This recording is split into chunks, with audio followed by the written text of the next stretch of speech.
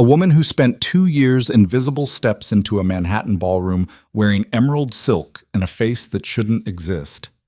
Gabriel Castile, the man who built an empire on control, doesn't recognize his own secretary until her eyes meet his across the room, and something ancient and dangerous looks back. She's been hiding in plain sight, managing his empire while running from ghosts who slaughtered her entire bloodline. Tonight, the mask comes off. Tonight, the predators circle.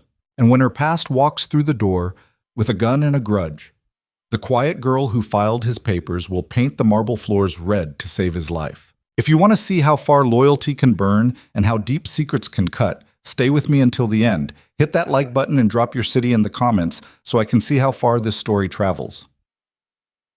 Yeshik. The first thing Gabriel Castile noticed wasn't the dress. It was the way she held her spine. 2 years, 24 months of gray cardigans and forgettable shoes, of her head down over spreadsheets while the world's most dangerous men discussed murder in his conference room. Clara Hayes had been furniture. Reliable, silent furniture that organized his empire with terrifying precision and never once looked him in the eye. Until tonight. Leonarden occupied the top floor of a building Gabriel owned through 3 shell corporations. The private dining room held 16 people maximum, each one vetted 6 ways before they breathed the same air as him. The guest list tonight read like a directory of Manhattan's most elegant killers: Russian money, Serbian muscle, 2 city councilmen who'd long since sold their souls for offshore accounts, and Clara Hayes, who wasn't Clara Hayes at all. Gabriel stood near the bar, whiskey untouched in his hand, watching her move through the room like she owned it. The emerald silk clung to a body he'd never noticed beneath those shapeless cardigans. But it wasn't the body that made his pulse kick. It was the eyes. Dark and steady and absolutely fearless as she accepted champagne from a waiter and turned to face Viktor Ivanenko. The Russian underboss was 62 years old and had personally strangled 11 men. He smiled at Clara like a shark scenting blood. Gabriel's jaw tightened. "She is new."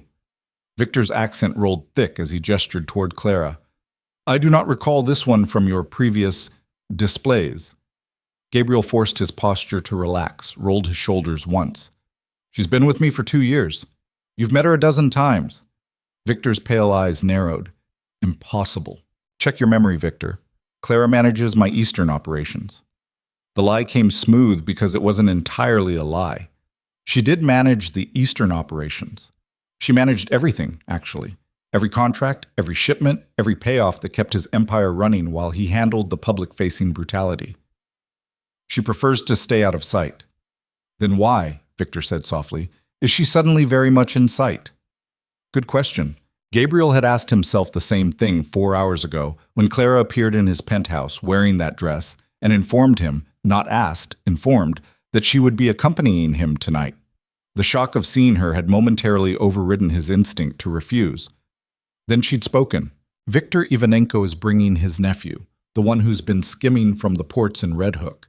If you want to leverage that information without starting a war, you'll need someone at that table who can speak Old Russian, someone he won't expect." Gabriel had stared at her. "You speak Old Russian." Among other things. The conversation had lasted another 30 seconds before Gabriel decided that whatever game she was playing, he'd let it unfold. He didn't tolerate anomalies in his organization, but Clara Hayes, if that was even her name, had just handed him leverage he didn't know existed. So he'd made a choice that went against every instinct. He'd brought her. Now, watching Victor circle her like prey, Gabriel wondered if he'd made a catastrophic mistake. Clara smiled at Victor. It didn't reach her eyes. "Mr. Ivanenko, it's good to see you again." Victor's expression flickered, recognition trying to surface through vodka and arrogance. "Again! Last March, you came to discuss the shipping routes through Newark. I brought you tea." Her voice stayed level, almost bored. "You didn't look at me then either." The Russian's face went very still. Gabriel moved closer, cutting through the space between them with the kind of presence that made rooms go quiet. "Victor, I believe you've met my associate, Miss Hayes." "Associate," Victor repeated. His gaze hadn't left Clara's face. "This is interesting." "Is it?" Clara sipped her champagne. I find most things become less interesting once you actually pay attention. The temperature in the room dropped 5 degrees. Gabriel watched Victor's hand twitch toward his hip, old instinct from younger, messier days, and spoke before blood could hit marble. "Shall we sit?" The table stretched black and gleaming beneath overhead lighting designed to cast shadows across faces. Strategic, like everything Gabriel built. He took the head seat. Victor sat to his right. Clara moved to Victor's right before Gabriel could position her elsewhere, and something in his chest tightened because that seat put her directly in the kill zone if things went wrong. The rest of the guests filled in. Sergei, Victor's nephew, sat across from Clara looking like he'd rather be anywhere else. 2 Serbian enforcers Gabriel kept on retainer. The councilman. A lawyer whose soul was cheaper than her suit suggested. And Marcus Webb, Gabriel's head of security, who stood against the wall with his arms crossed and his eyes on Clara like she might explode. Maybe she would. The first course arrived. Oysters on ice, champagne mignonette, enough luxury to disguise the fact that everyone at this table had killed someone. Gabriel let the small talk flow around him, weather, real estate, the mayor's latest scandal, while he watched Clara. She ate like she'd been trained, proper grip on the fork, precise cuts, nothing rushed. But her eyes never stopped moving, cataloging exits, measuring distances, reading the room the way Gabriel read a balance sheet. Victor leaned toward her. "You are quiet tonight, Miss Hayes." "I prefer to listen." "And what do you hear?" Clara set down her fork, met Victor's stare with something that made the Russian sit back slightly. "I hear a man trying to decide if I'm a threat or an opportunity." Victor laughed. Actually laughed, sharp and genuine. "And which are you?" "That depends entirely on you." Sergei spoke up from across the table, his English careful and accented. "Uncle, perhaps we should discuss business." "Yes." Victor's smile thinned. "Let us discuss business. Gabriel, the ports. We agreed on 30%. "We agreed on 30% of clean revenue," Gabriel said. "Not the additional 15% someone's been skimming off the top." The table went silent. Sergei's face drained of color. Victor's expression didn't change, but his hand moved to his glass with the careful control of a man fighting rage. "That," Victor said slowly, "is a serious accusation." "It's a fact." Gabriel kept his voice level. "The discrepancy started 8 months ago, small at first. But it's grown. Someone in your organization has gotten greedy." Victor's knuckles whitened on the glass. "You accuse my family." "I accuse the numbers. They don't lie. Numbers can be manipulated." "Not mine." Gabriel leaned forward. "I have documentation, timestamps, security footage from 3 separate warehouses. Whoever's doing this has been careful, but not careful enough." Sergei shifted in his seat. A tell. Gabriel caught it the same moment Victor did. The older Russian's eyes went cold and flat, the look of a man who'd just confirmed a suspicion he'd been nursing for months. "Sergei, you are very quiet." "Uncle, Quiet," Victor snapped. Then, to Gabriel, "This documentation, you have it here?" "I can have it here in 20 minutes. "No need." Victor's hand moved to his phone. "I will handle this internally." "With respect," Clara said, and every eye turned to her. "Internal handling won't solve the actual problem." Victor's stare could have stripped paint. "And what problem is that, Miss Hayes?" Clara dabbed her mouth with her napkin. "Set it down." When she spoke, the words came in fluid, flawless Old Russian, the formal dialect spoken in Moscow's highest circles, the kind that marked bloodline and education and power. Gabriel didn't speak Old Russian, but he watched Victor's face transform from anger to shock to something that looked almost like fear. The entire exchange lasted maybe 40 seconds. Clara spoke. Victor responded, his voice tight. She replied with something that made his jaw clench. Then she smiled, cold and beautiful and absolutely merciless, and switched back to English. "The problem," she said, "is that skimming isn't the issue. It's a symptom. Sergei isn't stealing because he's greedy. He's stealing because he's being blackmailed by the Dimitrov family in Brighton Beach. They have photographs of him with a city prosecutor, photographs that would destroy your reputation and his life." Sergei made a sound like he'd been gutted. Victor's face went absolutely blank. Clara continued, her voice steady as a blade. The Dimitrovs wanted leverage over your operations. They knew Sergei was weak, so they engineered a compromise and have been bleeding him dry for months. You can kill him for it, but that won't stop the bleeding. It'll just prove to the Dimitrovs that your family has cracks they can exploit. How? Victor said very quietly. Do you know this? Because I pay attention. Clara sipped her champagne. And because 3 months ago, I had coffee with Katya Dimitrov at a cafe in Sheepshead Bay. She didn't realize who I was, but she was very proud of her father's new income stream. The room held its breath. Gabriel felt something shift in his chest, recognition mixed with unease, mixed with something sharper. Clara Hayes had just dismantled a Russian underboss's family crisis with surgical precision. She'd known about the skimming before tonight. She'd investigated it. She'd traced it to its source and kept the information like a weapon waiting to be fired. And she'd never said a word to him. Victor stared at Clara like he was seeing a ghost. Who are you? Someone who knows how to fix your problem. Clara leaned forward. The Dimitrovs want money and leverage. Give them neither. Cut Sergei loose publicly. Make it clear he's no longer under your protection. The Dimitrovs will assume you've abandoned him, which means the photographs lose their value. Meanwhile, Sergei quietly relocates to Chicago under Gabriel's protection. You save face, the bleeding stops, and the Dimitrovs lose their leverage. In exchange, you forgive the skimmed funds, and we renegotiate the port split to 35%. Everyone wins. The silence stretched like wire. Then Victor started laughing, deep, genuine laughter that filled the room and made his shoulders shake. Gabriel, where did you find this woman? She found me, Gabriel said, because it was true and because he still didn't know what the hell was happening. Victor wiped his eyes. Sergei, you are a fool and a disgrace, but you are lucky. He switched to rapid Russian, barking orders that made his nephew flinch, then back to English. Miss Hayes, you have made an old man very entertained and very curious. This deal you propose, I accept, under one condition. Clara's expression didn't change. Which is? You tell me your real name. Gabriel's hand tightened on his glass. Clara smiled. Clara Hayes is my real name, Mr. Ivanenko, but I understand your confusion. I used to be someone else, someone who learned Old Russian from her grandmother before she was murdered by men who thought bloodlines could be erased with bullets. She stood, smooth and controlled. Now, if you'll excuse me, I need some air. She walked away before anyone could respond.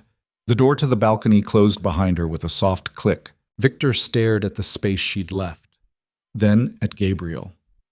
That woman is dangerous. Yes. You know what she is? I'm starting to. Victor leaned back, his expression calculating. Then you know she is worth more than all of us combined, or she will get us all killed, possibly both. Gabriel stood. Excuse me. He found her on the balcony, leaning against the railing with Manhattan spread out below like a kingdom of lights. The wind pulled at her hair, but she didn't shiver despite the cold. That was a performance, Gabriel said. Clara didn't turn. That was survival. You want to explain what the hell just happened in there? I saved your negotiation. You're welcome. Gabriel moved to stand beside her, close enough to catch her scent, something clean and sharp beneath expensive perfume. You knew about Sergei's situation before tonight. You investigated it without telling me. You speak Old Russian like you were born to it, and you just implied that your grandmother was murdered. He paused. So I'll ask again. Who the hell are you? Clara's hands tightened on the railing. For the first time since he'd known her, she looked uncertain, fragile. Does it matter? It matters if you're playing me. I'm not playing you, Gabriel. I'm trying to stay alive. She finally turned to face him, and her eyes were dark and desperate and achingly honest. I've been running for 3 years. I found you, I made myself useful, and I stayed invisible because invisible meant safe. But tonight, I realized something. What? Invisible isn't safe anymore. It's just slow death. She took a breath. My name is Clara Hayes, but before that it was Alicia Romano. My father was Salvatore Romano. My mother was Elena Volkov, Victor's second cousin, which is why he almost recognized me earlier. And 3 years ago, the Moretti cartel walked into our home in Chicago and executed everyone in my family except me. Gabriel's world tilted. Romano. The Chicago Romanos had been legends. Old money, older violence, the kind of dynasty that built cities and burned them down on principle. They'd controlled the Midwest for 40 years until someone wiped them out in a single night. Gabriel had been in Prague when it happened, but the news had reached him within hours. 17 people dead. No survivors. Except apparently one. "You're lying," he said, but his voice lacked conviction. Alessia, Clara, whoever she was, pulled something from inside her dress, a small leather pouch. She opened it and held out her hand. In her palm sat a ring. Heavy gold, engraved with a crest Gabriel recognized from intelligence reports, the Romano family seal. "My father gave this to me on my 18th birthday," she said quietly.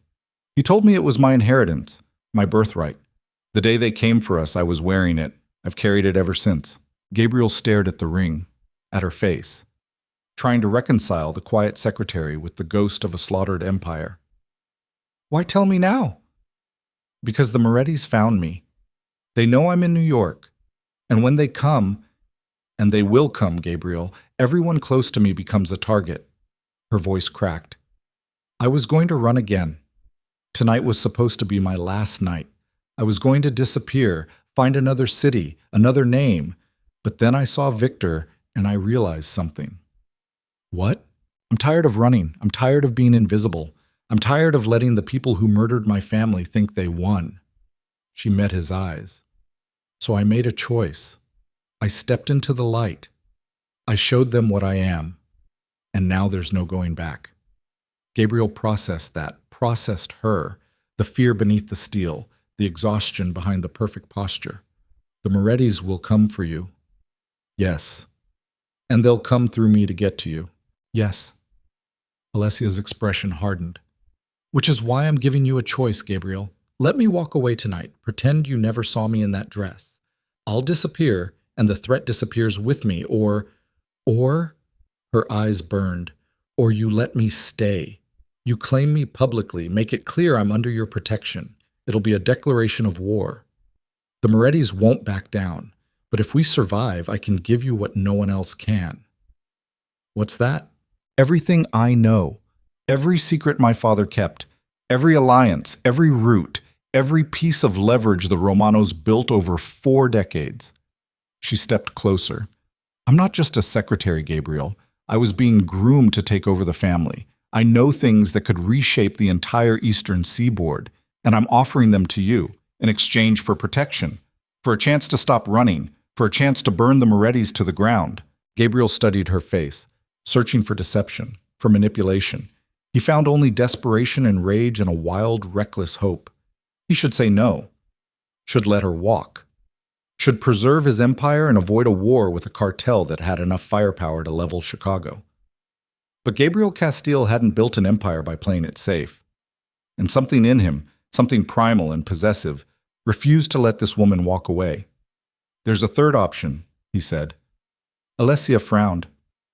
"What?" Gabriel pulled out his phone, dialed Marcus. "We're leaving. Bring the car around. Full security detail." "Gabriel, what are you—" He ended the call, turned back to Alicia. "Here's what's going to happen. We're leaving this restaurant together. We're going back to my penthouse. And tomorrow morning, we're making an announcement." "What kind of announcement?" Gabriel smiled, sharp and cold and absolute. "That you're my fiancé. That Alessia Romano, last heir to the Chicago dynasty, is under my protection, and anyone who wants to touch you goes through me first." Alessia's breath caught. "That's insane." "Yes. The Morettis will The Morettis will think twice before starting a war with me, and if they don't think twice, I'll make them wish they had." Gabriel moved closer, crowding her against the railing. "You want to stop running? You want protection? I'll give you both. But understand something, Alessia. If you accept this, you're mine. Not as an employee, not as an asset. Mine. That means you don't keep secrets. You don't make moves without telling me.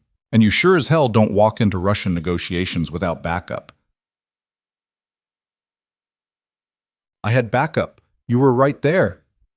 "I didn't know what you were planning." "Good. Neither did Victor." Her chin lifted. You want honesty, Gabriel? Here it is. I've been managing your empire for 2 years. I know every detail of every operation. I've fixed problems before you knew they existed. I've saved you money and leverage and probably your life at least twice. So if you think I'm going to suddenly become some obedient decoration just because you put a ring on my finger, Gabriel kissed her, hard and claiming and absolutely without permission. She made a sound against his mouth, surprise or protest, or something darker, and then she was kissing him back with the same desperate intensity. Her hands fisted in his jacket, his fingers tangled in her hair. The city lights blurred around them. When he pulled back, they were both breathing hard. You'll still run my operations, Gabriel said. You'll still fix my problems, but you'll do it as my partner, my equal, the queen beside the king. And when the Morettis come, you'll stand with me, not behind me, with me. Alessia stared at him. This is insane. You already said that. It bears repeating. Do you accept? She searched his face, looking for the trap, the angle, the inevitable betrayal. Gabriel let her look. Let her see the cold calculation and the burning possessiveness and the simple, brutal truth. He wanted her, not just for what she knew, not just for the power she represented. He wanted her. Finally, Alicia smiled, small and dangerous and absolutely certain. I accept. Good. Gabriel stepped back, pulled out his phone again. Marcus, change of plans. We need to make a stop before the penthouse. Where? Cartier. Tell them to stay open. I need a ring. He ended the call. Alessia was staring at him like he'd lost his mind. We're doing this tonight? She asked. We're doing this right now. By morning, every syndicate from here to Los Angeles will know you're under my protection. The Morettis will have to go through official channels if they want to touch you. And official channels mean witnesses, proof, things that make wars messy. Gabriel offered his arm. Shall we? Alicia took his arm. Let him lead her back inside. The dining room had cleared except for Marcus, who stood by the door with his expression carefully neutral. Sir, Marcus said, the car's ready. Good. Victor's gone?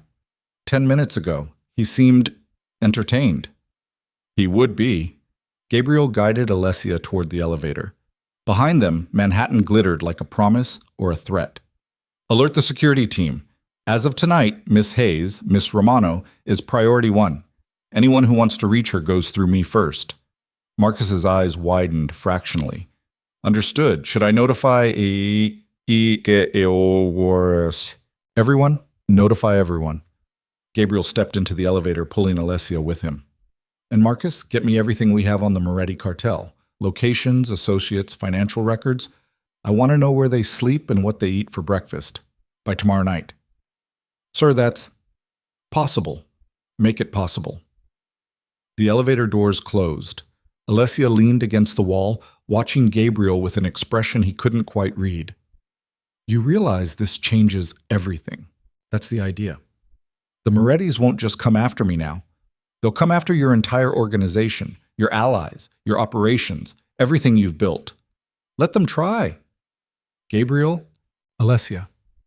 He moved into her space, caging her against the elevator wall. I've spent 10 years building an empire. I've crushed rivals, bought politicians, and made grown men beg for mercy. But I've never had something worth protecting, worth fighting for. His hand came up to cup her jaw. You're not just an asset. You're a weapon, a partner. And as of tonight, you're mine. So yes, the Morettis can come. They can bring everything they have. It won't be enough. The elevator descended in silence. Alessia's eyes searched his face, looking for doubt, for hesitation. She wouldn't find any. The doors opened onto the private garage. Marcus was already there, standing beside a black Mercedes with bulletproof glass and armor plating hidden beneath pristine paint. 3 more vehicles idled nearby, security detail, armed and ready. Gabriel handed Alessia into the car, slid in beside her. Marcus took the front passenger seat.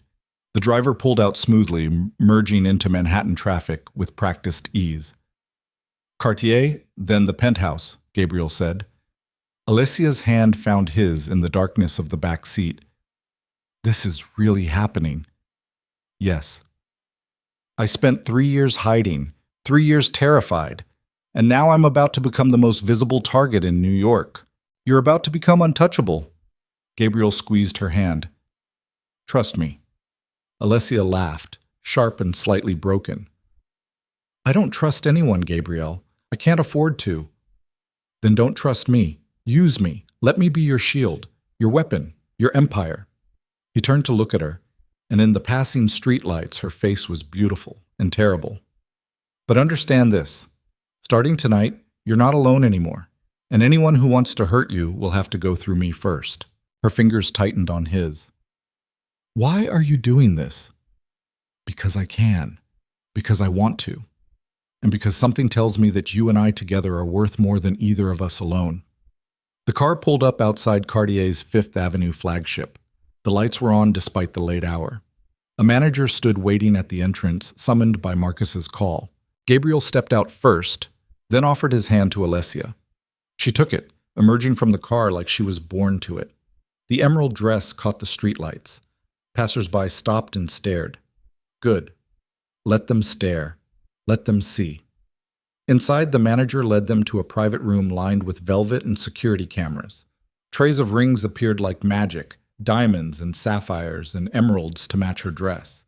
Gabriel ignored them all, pointed to a ring in the corner of one tray. That one. The manager lifted it reverently. A platinum band holding a single diamond. Flawless, brilliant cut, 5 carats. Not the biggest, not the flashiest, but perfect. Unmistakable. The kind of ring that announced permanence and power. Try it, Gabriel said. Alessia held out her left hand. It trembled slightly. The manager slid the ring onto her 4th finger. It fit perfectly.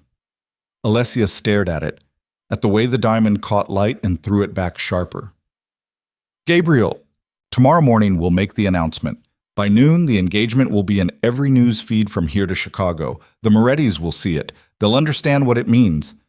Gabriel caught her hand, turned it so the diamond flashed. You wanted to stop hiding. You wanted to fight back. This is how we start. Alessia's eyes met his, dark and determined and absolutely fearless. Then let's start. Gabriel paid for the ring without asking the price. Money was irrelevant. By tomorrow, this ring would be worth more than diamonds. It would be a declaration of war. They returned to the car, drove through Manhattan with security flanking them on all sides. When they reached Gabriel's building, 60 floors of steel and glass overlooking Central Park, the doorman's eyes widened at the sight of Alessia, but he said nothing. The private elevator carried them to the penthouse, 60 floors up, where the city spread below like conquered territory. Gabriel's apartment was minimal and brutal. Black leather, steel fixtures, floor-to-ceiling windows. No art, no warmth. Just clean lines and absolute control. Alessia walked to the windows, looked out at Manhattan. It's beautiful from up here. It's mine. Gabriel poured 2 glasses of whiskey, handed her one. As of tonight, it's ours. She sipped, grimaced. I don't drink whiskey. You do now. He moved to stand beside her. Tell me about the Morettis. Everything. Alessia was quiet for a long moment. When she spoke, her voice was distant. Christian Moretti runs the cartel. He's 43, Harvard-educated, absolutely psychotic. He took over from his father 8 years ago and immediately started consolidating power. My family was in his way. We controlled too much territory, had too many connections, so he decided to eliminate the problem. How? He bought someone inside our organization, someone close to my father. They fed him our schedules, our security protocols, our safe houses. Her jaw tightened. The night it happened, we were celebrating my younger brother's birthday. 20 people in the house. Christian sent 15 men with automatic weapons. They walked through the front door like they were invited. Gabriel heard what she didn't say. You were there. In my room. I heard the gunfire. I ran. Her voice cracked. I ran, Gabriel. I didn't try to help. I didn't fight. I just ran. You survived. That's not weakness. It feels like weakness. It's not. Gabriel set down his glass, turned her to face him. You were what, 21? 20. 20 years old, untrained, alone. And you survived. Then you built a new life, a new identity. You infiltrated my organization, made yourself essential, and when the time came, you stepped back into the light. His hands gripped her shoulders. That's not weakness, Alessia. That's strategy. And starting tomorrow, we turn that strategy into a weapon. Alicia's eyes shimmered. What if it's not enough? Then we make it enough. Gabriel pulled her close, felt her body against his. You're not alone anymore. Say it. I'm not alone. Again. I'm not alone anymore. Her arms came around him, holding tight. God, I'm terrified. Good. Terrified keeps you sharp. Gabriel pressed his lips to her hair. But terrified doesn't mean helpless. And tomorrow, when we make that announcement, the Morettis will learn something very important. What's that? That hunting ghosts is dangerous. Because sometimes the ghost hunts back. They stood there in the darkness, wrapped around each other while Manhattan glittered below. Tomorrow would bring cameras and questions and enemies circling like sharks. But tonight, for the first time in 3 years, Alessia Romano wasn't running. She was preparing for war. And Gabriel Castile, the cold, untouchable king of New York's underworld, had just made her his queen. Morning came like a threat. Gabriel woke to the sound of his phone vibrating against marble. Alessia was still asleep beside him, curled into the black sheets with her hair spilling across the pillow. The diamond on her finger caught the early light streaming through the windows. He answered without looking at the caller ID. What? Marcus's voice came through tight and controlled. We have a problem. Gabriel slid out of bed, moved to the windows. Central Park stretched below, joggers already dotting the paths like ants. Talk. Someone leaked the engagement. It's already hitting the gossip sites. TMZ has photos from Cartier last night. The caption reads, Mystery Woman Snags Manhattan's Most Eligible Bachelor. Marcus paused. Sir, we were supposed to control the narrative. We still do. Send out the official statement. Full background. Alessia Romano, Chicago legacy, my fiancée. Make it clear this isn't some random romance. This is a merger. That'll trigger the Morettis. That's the point. Gabriel watched a cloud pass over the sun, watched the park fall into shadow. Anything else? Viktor Ivanenko called. 3 times. He wants to meet. Tell him noon, the usual place. He sounded concerned. He should be. Gabriel ended the call, turned back to the bed. Alessia was awake, watching him with those dark, calculating eyes. It started, she said. Not a question. Yes. She sat up, the sheet falling to her waist. In the morning light, she looked younger, more vulnerable. Then she spoke, and the illusion shattered. How long until Christian knows? He probably already knows. The question is what he'll do about it. Alessia reached for her phone on the nightstand, scrolled through screens with practiced efficiency. Her expression didn't change, but Gabriel saw her jaw tighten. We're trending on Twitter. Someone posted a theory that I'm a Russian spy trying to infiltrate American organized crime. Close enough? My mother was Russian. My father was Italian-American. I'm just a ghost trying to stay alive. She set down the phone. Victor wants to meet, doesn't he? How did you...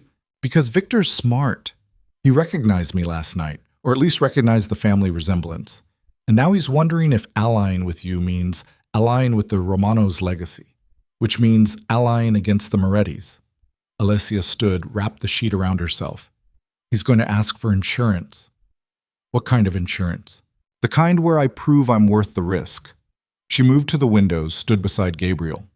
He'll want proof that I actually know what I claim to know.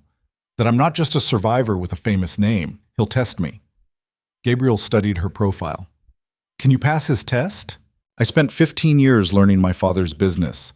I can recite every major operation the Romanos ran from 2005 to the night they died. I know which politicians we owned, which judges we bought, which cops looked the other way for the right price. Her voice went flat. I know where 37 bodies are buried across 4 states.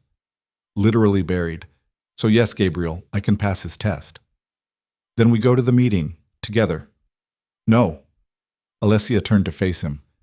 You go alone. I stay here. Absolutely not.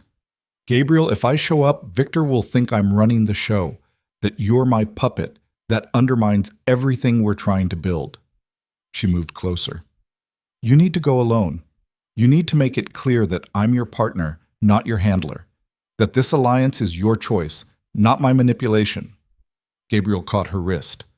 And what if Victor decides you're too dangerous? What if he calls the Morettis himself, tells them where you are?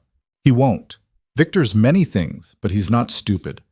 The Morettis are expanding. They're hungry. They're exactly the kind of organization that'll turn on the Russians the moment it's profitable.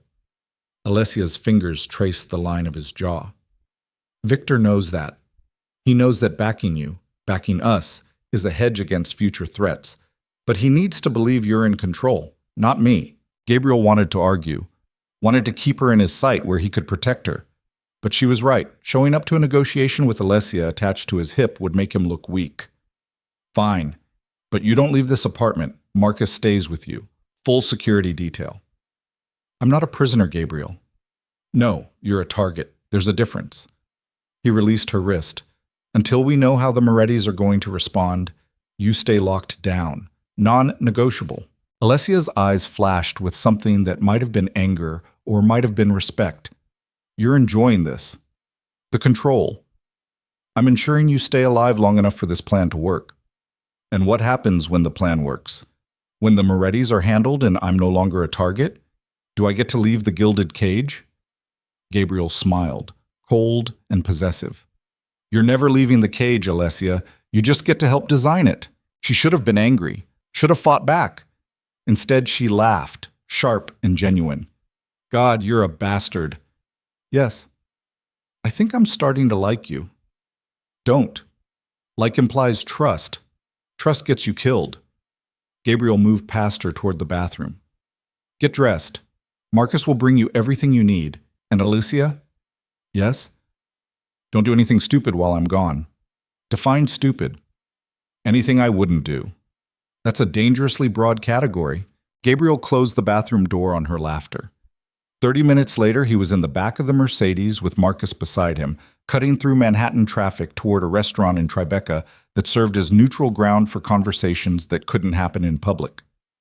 The kind of place where the owner was paid enough to forget faces and the security cameras had convenient blind spots. The statement's out, Marcus said, scrolling through his tablet. Every major outlet picked it up. The Times ran it as Manhattan power broker Gabriel Castile to wed Chicago legacy Alessia Romano. Forbes is already speculating about what it means for East Coast operations. And the Morettis? No official response, but our sources in Chicago say Christian Moretti had an emergency meeting with his captains this morning. 4 of them flew to New York on a private jet an hour ago. Gabriel's hands tightened on his knees. When do they land? Already have, LaGuardia, 40 minutes ago. They're here, Gabriel processed that. 4 captains meant Christian was taking this seriously, meant the threat was real and immediate.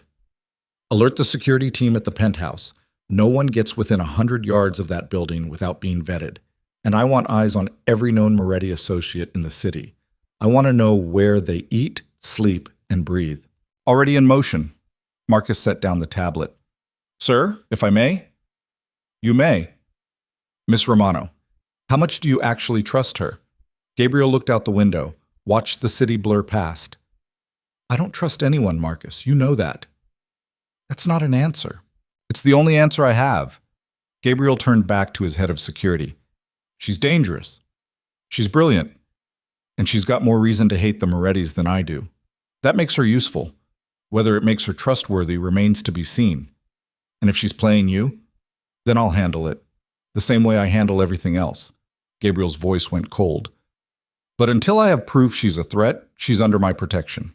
That's not negotiable. Are we clear? Crystal. The car pulled up outside the restaurant. Gabriel stepped out into morning sunshine that felt too bright, too exposed. Marcus moved beside him like a shadow. They walked inside.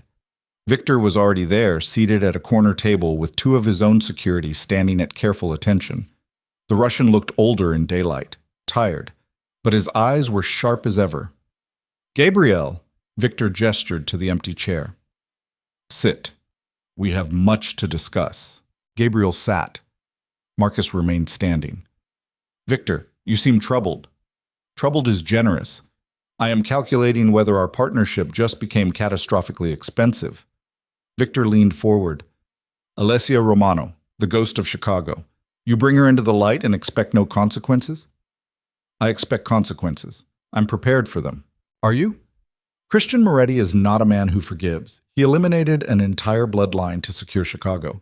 And you think putting a ring on the last survivor's finger will deter him? I think it makes the cost of touching her higher than he's willing to pay. Victor laughed, bitter and sharp. You are either brilliant or suicidal. I have not yet decided which. Does it matter? The engagement is public. The deal is done. Nothing is done until blood is spilled or avoided. Victor's expression hardened. I need to know what I am buying into, Gabriel. I need to know if this woman is truly worth the war she will bring. She is. Prove it. Gabriel had expected this. Alessia had called it. What do you want? Victor pulled out a folder, set it on the table between them. Inside this folder is information about a shipment the Romanos moved through Chicago in 2019. High-value merchandise, the kind that makes or breaks organizations. I want to know the route they used, the contacts, the distribution network. If your fiancée knows what she claims to know, she can tell me. Gabriel didn't touch the folder. And if she can't, then she is a liability, a ghost with a famous name but no substance. Victor's eyes went cold. And liabilities, Gabriel, have a way of disappearing, even the ones wearing pretty rings. The threat hung in the air like smoke. Gabriel stood. I'll get you your answers. By tonight. Tonight is acceptable. But Gabriel? Victor's voice stopped him at the door. If she cannot deliver, if she is playing games, you will handle it. Not me. You. Because if you do not, I will assume you are compromised. And compromised partners are bad for business. Gabriel didn't answer. Just walked out into the sunshine with Marcus at his heels. In the car, Marcus spoke first. He's serious. I know. If Miss Romano can't provide those details, she can. Gabriel pulled out his phone. She has to. He called the penthouse. Alessia answered on the first ring. That was fast, she said. How'd it go with Victor? He wants proof. Specific proof. There's a shipment from 2019, high-value merchandise through Chicago. He wants the route, contacts, distribution network. Silence on the other end. Long enough that Gabriel's chest tightened. Alessia, I'm thinking. Her voice was distant. 2019, high value through Chicago. God, that could be 3 different operations. Maybe 4.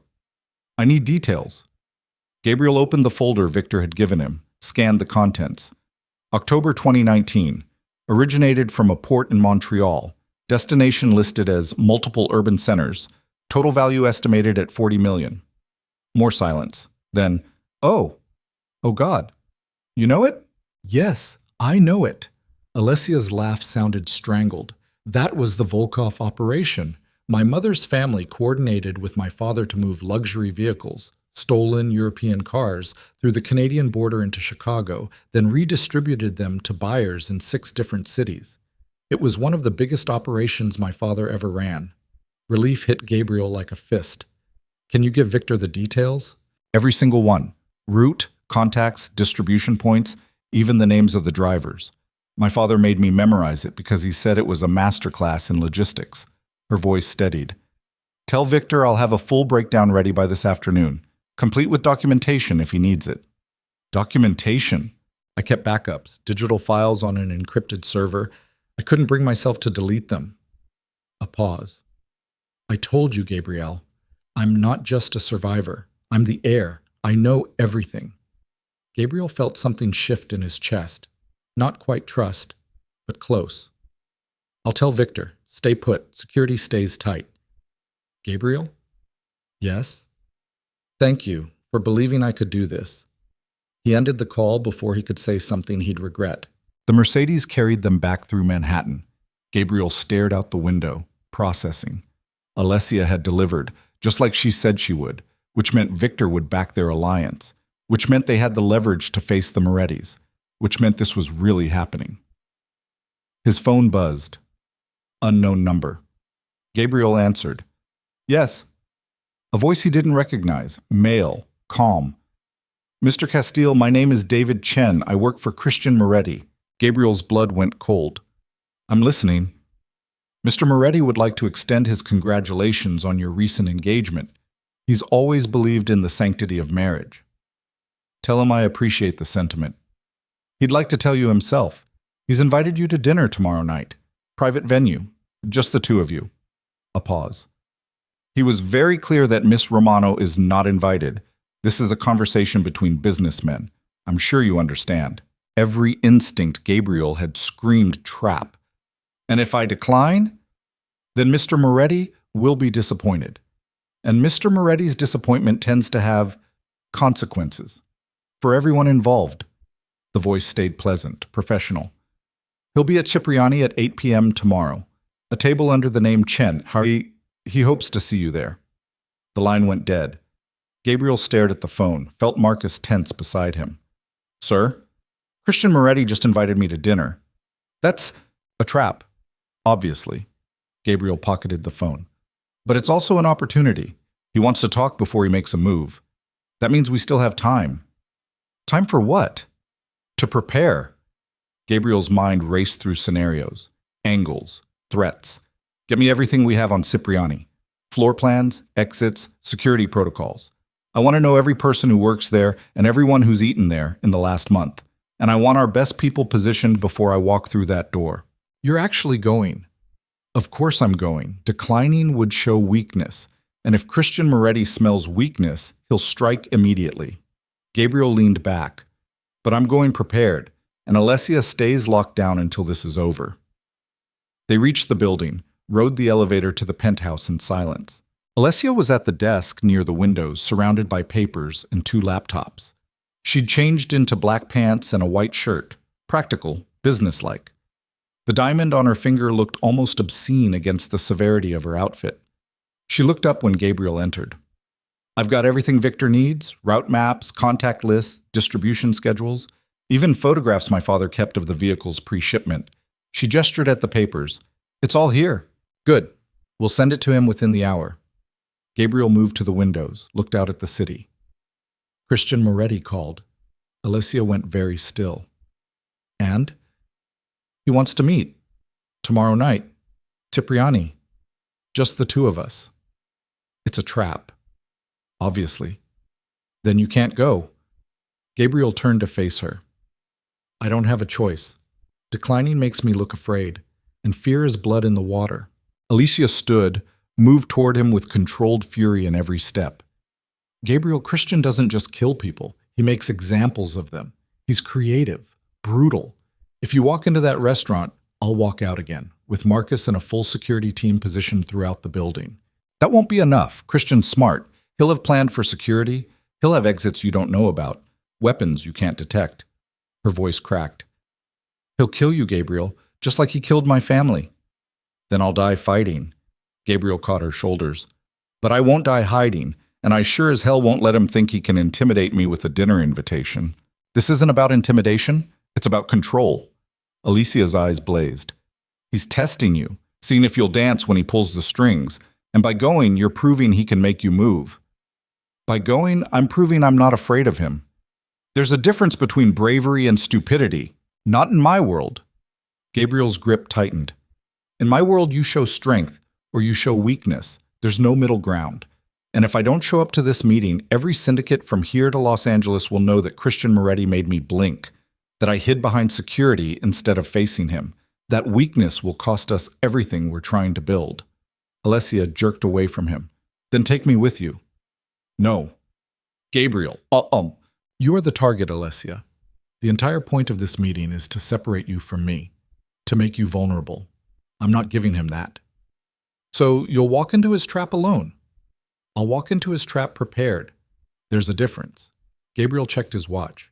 We have 24 hours. That's enough time to turn his trap into ours. How? By doing what he doesn't expect. By bringing leverage he can't counter. Gabriel pulled out his phone. Marcus, get me a meeting with the chief of police. Tonight. I don't care what it costs. Alessia stared at him. You're bringing law enforcement into this? I'm bringing witnesses. Christian can't kill me in a public restaurant with half the NYPD watching. He's brutal, not stupid. Gabriel smiled, coldly. If he wants to have a conversation, we'll have a conversation. But it'll be on my terms, not his. The afternoon blurred into preparation. Marcus coordinated security while Gabriel made calls to every contact he had in city government. By 6 p.m., he had commitments from 3 councilmen and the deputy commissioner to be dining at Cipriani tomorrow night. Not at his table, that would be too obvious, but visible, present. Enough to make murder inconvenient. Alessia worked beside him, assembling the documentation for Victor with the kind of precision that spoke of years of training. She didn't speak much, just moved through the information like a machine, cross-referencing files and photographs, until the full picture of the 2019 operation sat documented and undeniable. At 7 p.m., Gabriel had the package couriered to Victor. At 7:30, his phone rang. Victor's voice came through pleased and slightly surprised. "This is impressive, very impressive. Your fiancée knows her business." "I told you she did." "Yes, you did, and I confess I had doubts." A pause. "Those doubts are gone, Gabriel. You have my support. Whatever the Morettis bring, you bring my organization with you." "Appreciated. One more thing." Victor's tone shifted. "Be careful tomorrow night. Christian Moretti is not a man who forgives, and he is not a man who bluffs. If he invited you to dinner, he has already decided how the evening ends. Make sure you decide differently." The call ended. Gabriel set down the phone, found Alessia watching him from across the room. "Victor's in," he said. "I heard." She moved closer. "That doesn't make tomorrow any safer." "No, but it makes the aftermath more survivable." Gabriel reached for her, pulled her close. "If something happens tomorrow, don't. Alessia, don't make this a goodbye speech. Don't give me contingency plans and emergency contacts. Just," she pressed her forehead to his chest, "just come back. That's all I need. Just come back." Gabriel's arms wrapped around her, held her while the city darkened outside and the weight of tomorrow pressed down like gravity. "I'll come back," he said. He hoped it wasn't a lie. That night, they didn't sleep much. Alessia curled against him in the darkness, her breathing shallow and uneven. Gabriel stared at the ceiling, running scenarios.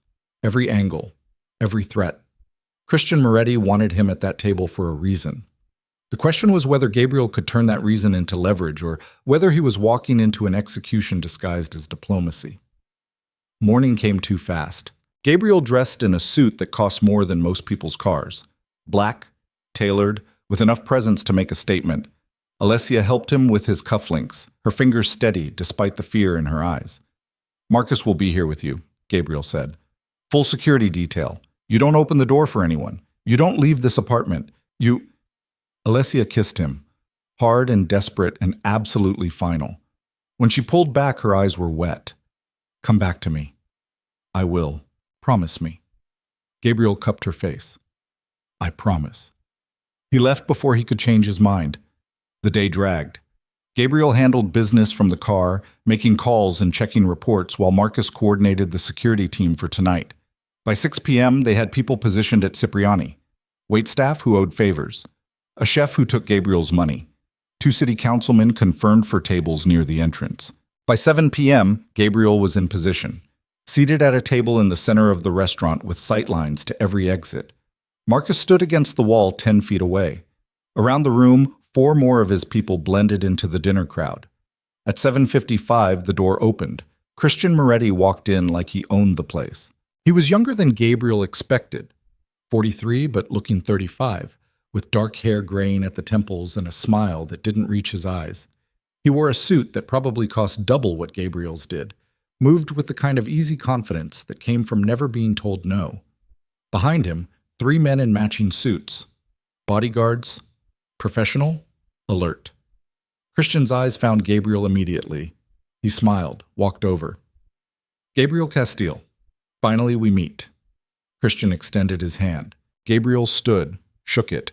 The man's grip was firm, controlled. "Christian, thank you for the invitation." "Thank you for accepting. I wasn't sure you would." Christian gestured to the chair across from Gabriel. "May I?" "Please." They sat. The bodyguards positioned themselves nearby. Marcus's posture went rigid. Christian ordered wine, expensive, French. When it arrived, he poured 2 glasses with careful precision. "To new partnerships," Christian said, raising his glass.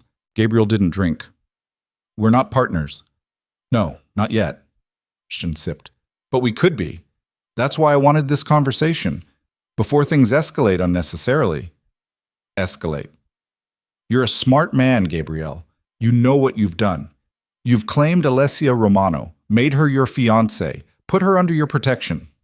Christian's smile never wavered. That's a bold move. Some might say reckless.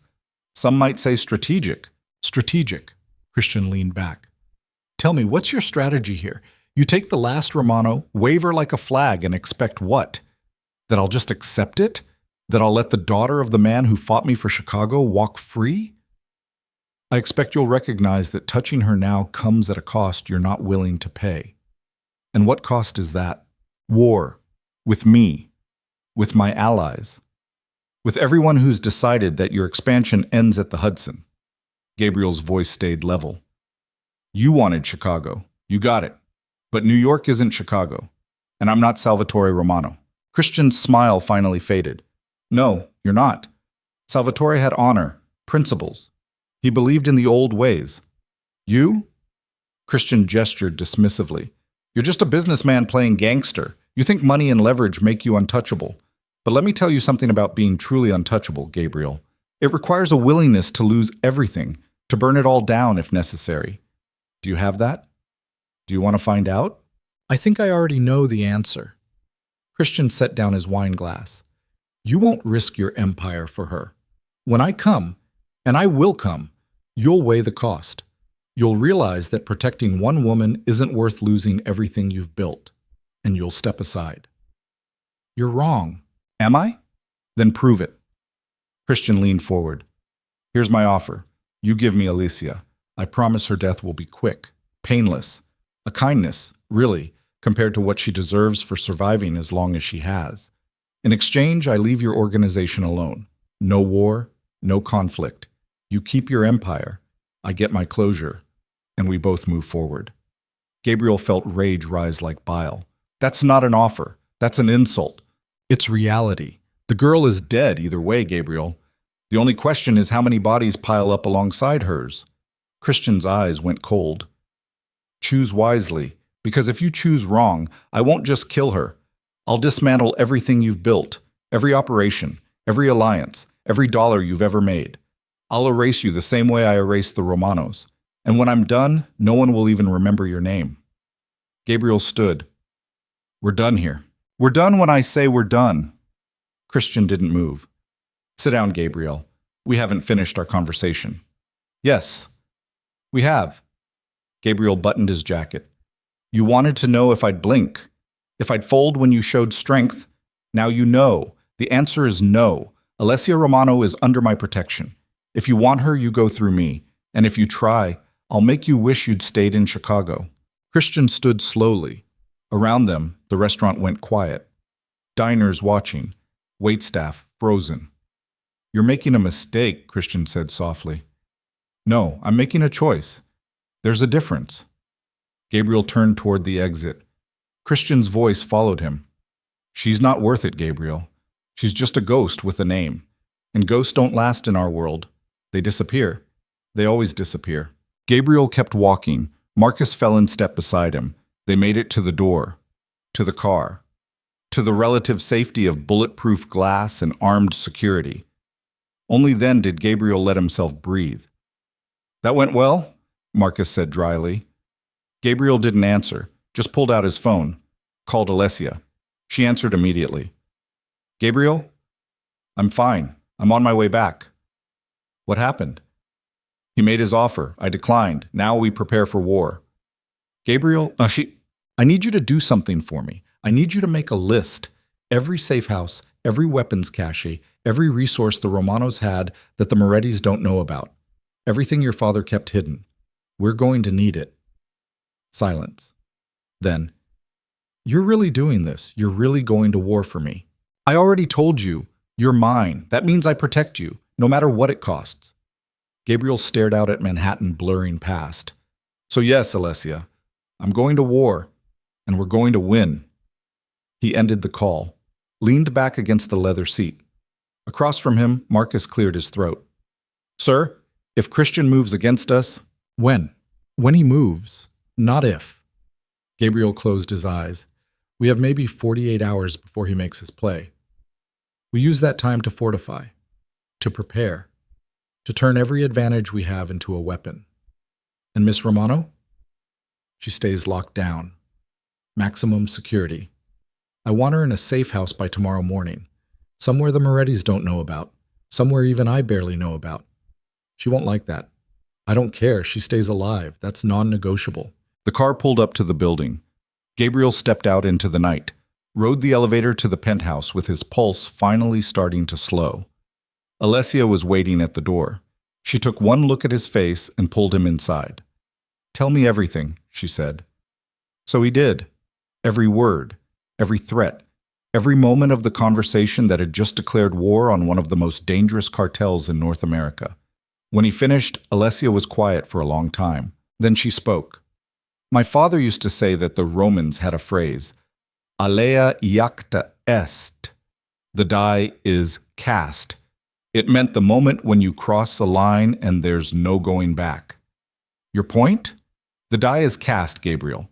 We're past the point of no return. Christian won't stop. He'll come with everything he has. And when he does, one of us won't survive. Then we make sure it's him." Alessia's eyes met his, dark and determined and absolutely fearless. "I have something to show you, something I've been holding back." "Show me." She walked to the desk, pulled out a locked case from underneath, opened it with a key she wore around her neck. Inside, a hard drive, small, encrypted. "This," Alessia said, "contains every piece of leverage my father collected over 30 years. Every dirty secret, every compromising photograph, every recording of deals that should never have been recorded. Politicians, judges, cops, criminals, everyone he ever needed to control. He kept it as insurance, as a nuclear option if anyone ever came for us." Gabriel stared at the drive. "Why didn't you use it when the Morettis attacked?" "Because I was 20 years old and terrified. Because I didn't know how to weaponize information like this. Because I was running, not fighting." Her voice hardened. "But I'm not running anymore. And I've spent 3 years learning exactly how to turn this into a weapon. So if Christian Moretti wants a war, we'll give him one. But it won't be fought with guns. It'll be fought with secrets, with leverage, with every piece of ammunition my father left behind." Gabriel took the drive, felt the weight of it, the potential. "This could change everything," he said. "That's the idea." Alessia moved closer. "But using it means exposing people, destroying lives, starting fires that might burn us too. Are you ready for that?" Gabriel looked at her. At the woman who'd hidden in his shadow for 2 years. At the ghost who'd stepped into the light. At the heir to a slaughtered empire who'd just handed him the keys to burn it all down. "Yes," he said. "I'm ready." Outside, Manhattan glittered like a battlefield waiting to ignite. And somewhere in the darkness, Christian Moretti was planning his next move. But for the first time since this began, Gabriel Castile wasn't afraid. He was armed. The hard drive sat on Gabriel's desk like a loaded gun. 3 a.m. The city below had gone quiet except for the distant wail of sirens. Someone else's emergency. Someone else's blood on pavement. Gabriel stood at the windows with a glass of whiskey he hadn't touched, watching his reflection overlap with Manhattan's skyline. Behind him, Alicia worked at the second desk with 2 laptops open and the encrypted drive connected through a series of security protocols that would have made government agencies jealous. Her fingers moved across keyboards with mechanical precision, pulling files that had been buried for 3 years. "How much longer?" Gabriel asked without turning. "Another hour, maybe 2. My father's encryption was paranoid-level secure. I'm having to break through 7 different authentication layers." She paused. "He didn't trust anyone, not even family. Smart man." "Dead man." Alessia's voice was flat, empty. "Smart doesn't matter when someone puts 15 bullets in your chest." Gabriel turned to look at her. She'd pulled her hair back, tied it tight enough to make her features sharp and severe. Dark circles shadowed her eyes. She'd been awake for 36 hours straight, running on coffee and rage. "You need to sleep," he said. "I need to finish this." Her eyes never left the screens. "Christian's coming. We both know it. Every hour we waste is an hour he uses to position his people, to plan, to turn this city into a kill box with us at the center." She wasn't wrong. Gabriel's phone had been buzzing all night.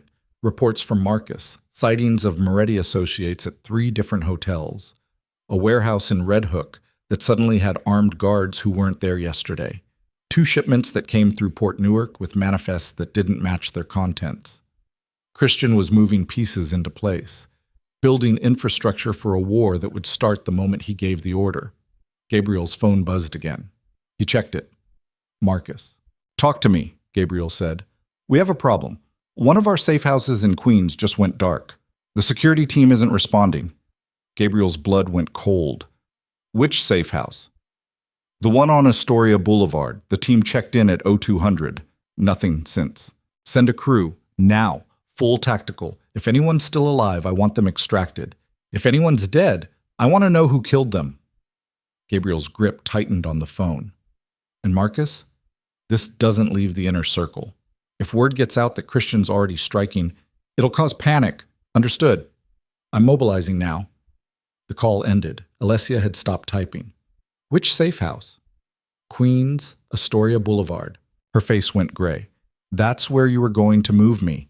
Tomorrow morning. That was the plan." "Yes." So Christian knew. He knew exactly where you were going to put me. Alessia stood, her chair scraping against marble. "Which means he has someone inside your organization, someone feeding him information in real time."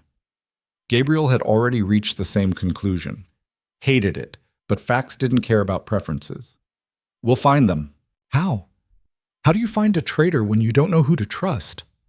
Alessia moved toward him. "Gabriel, if someone in your inner circle is compromised, then everything we're planning is already known. Every move, every strategy. Christian's 3 steps ahead because someone's giving him the playbook." "Then we change the playbook." Gabriel pulled out his phone, started typing. "I'm sending new orders. Encrypted.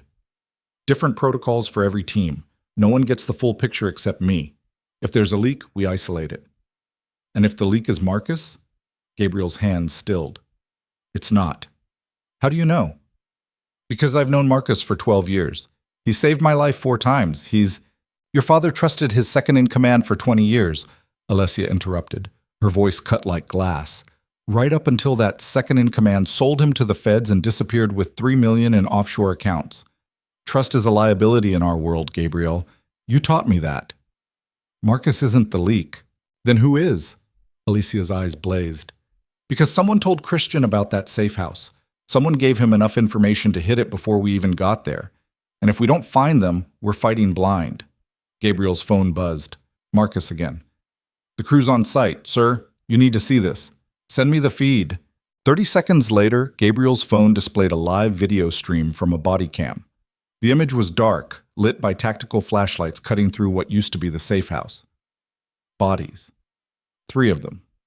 Gabriel's security team, execution style, single shots to the back of the head, professional, clean. But that wasn't what made Gabriel's stomach turn. On the wall, written in blood, 2 words, "She's mine." Alessia saw it, made a sound like she'd been punched. "Oh God." "Get a forensics team," Gabriel said into the phone. "I want DNA on that blood. I want ballistics on those bullets. I want to know everything about who did this and when." "Sir, there's something else. We found a phone. Burner. 1 number in the call log. It's yours." Gabriel's world tilted. "What?" "Someone called your personal cell from this location 2 hours ago." "That's impossible.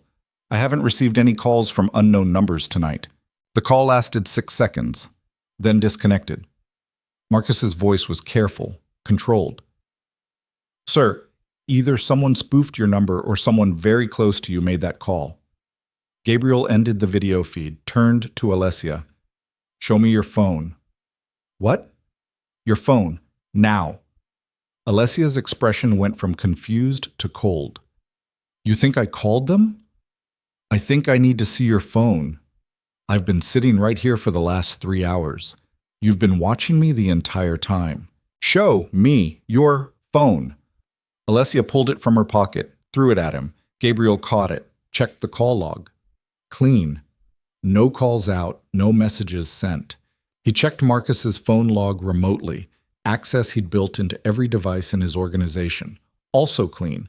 which meant either someone had wiped their records or someone was using a device Gabriel didn't know about. "It's not me," Alicia said quietly. "But you already knew that. You just needed to check, because trust is a liability." Gabriel handed back her phone. "I'm sorry. Don't be. You were right to check." She took the phone, slipped it back into her pocket. "But Gabriel, if it's not me and it's not Marcus, then who? Who else has access to your personal number? Who else knows your security protocols?" Gabriel ran through the list in his head. His inner circle was small by design. Marcus, 3 other senior lieutenants, his lawyer, his accountant, and one other person. No, not possible. But the thought had already taken root. "I need to make a call," Gabriel said. He walked to the far side of the penthouse, dialed a number he knew by heart. She answered on the 3rd ring, sounded half asleep. "Gabriel, it's 3 in the morning. Where are you, Sophia?"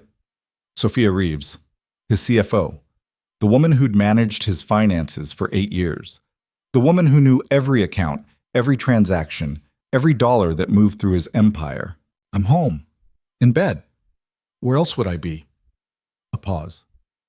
"What's wrong?" "I need you to come to the penthouse. Now." "Now? Gabriel, what's—" "Now, Sophia. It's not a request." He ended the call before she could argue. Alessia was watching him. "You think it's her?" "I think I need to eliminate possibilities." Gabriel's jaw was tight enough to crack teeth. "If Sophia's clean, we move to the next name. If she's not, then Christian's had access to your financial records for God knows how long. He knows what you're worth, what you can afford, where your money moves." Alessia's expression was grim. "That's not just intelligence, that's ammunition." 20 minutes later, Sophia Reeves walked through the door. She looked exactly like she always did. 42 years old, blonde hair pulled back, dressed in expensive casual wear that suggested money without flaunting it. But her eyes were sharp, alert, taking in Gabriel's expression, Alicia's presence, the tension thick enough to choke on. "What's going on?" Sophia asked. "Sit down," Gabriel said. "I'd rather stand." "I said sit." Something in his voice made her move. She sat on the leather couch near the windows, crossed her legs, folded her hands. Gabriel remained standing, looming. "Where were you tonight between midnight and 2 a.m.? Sophia's eyebrows rose. "I told you, home, asleep." "Can anyone verify that?" "I live alone, Gabriel. You know that." Her voice cooled. "What is this? Why am I being interrogated at 3 in the morning? Someone hit one of our safe houses tonight, killed 3 of my people, left a message in blood." Gabriel moved closer. Someone who knew exactly which safe house to hit. Someone who had information they shouldn't have.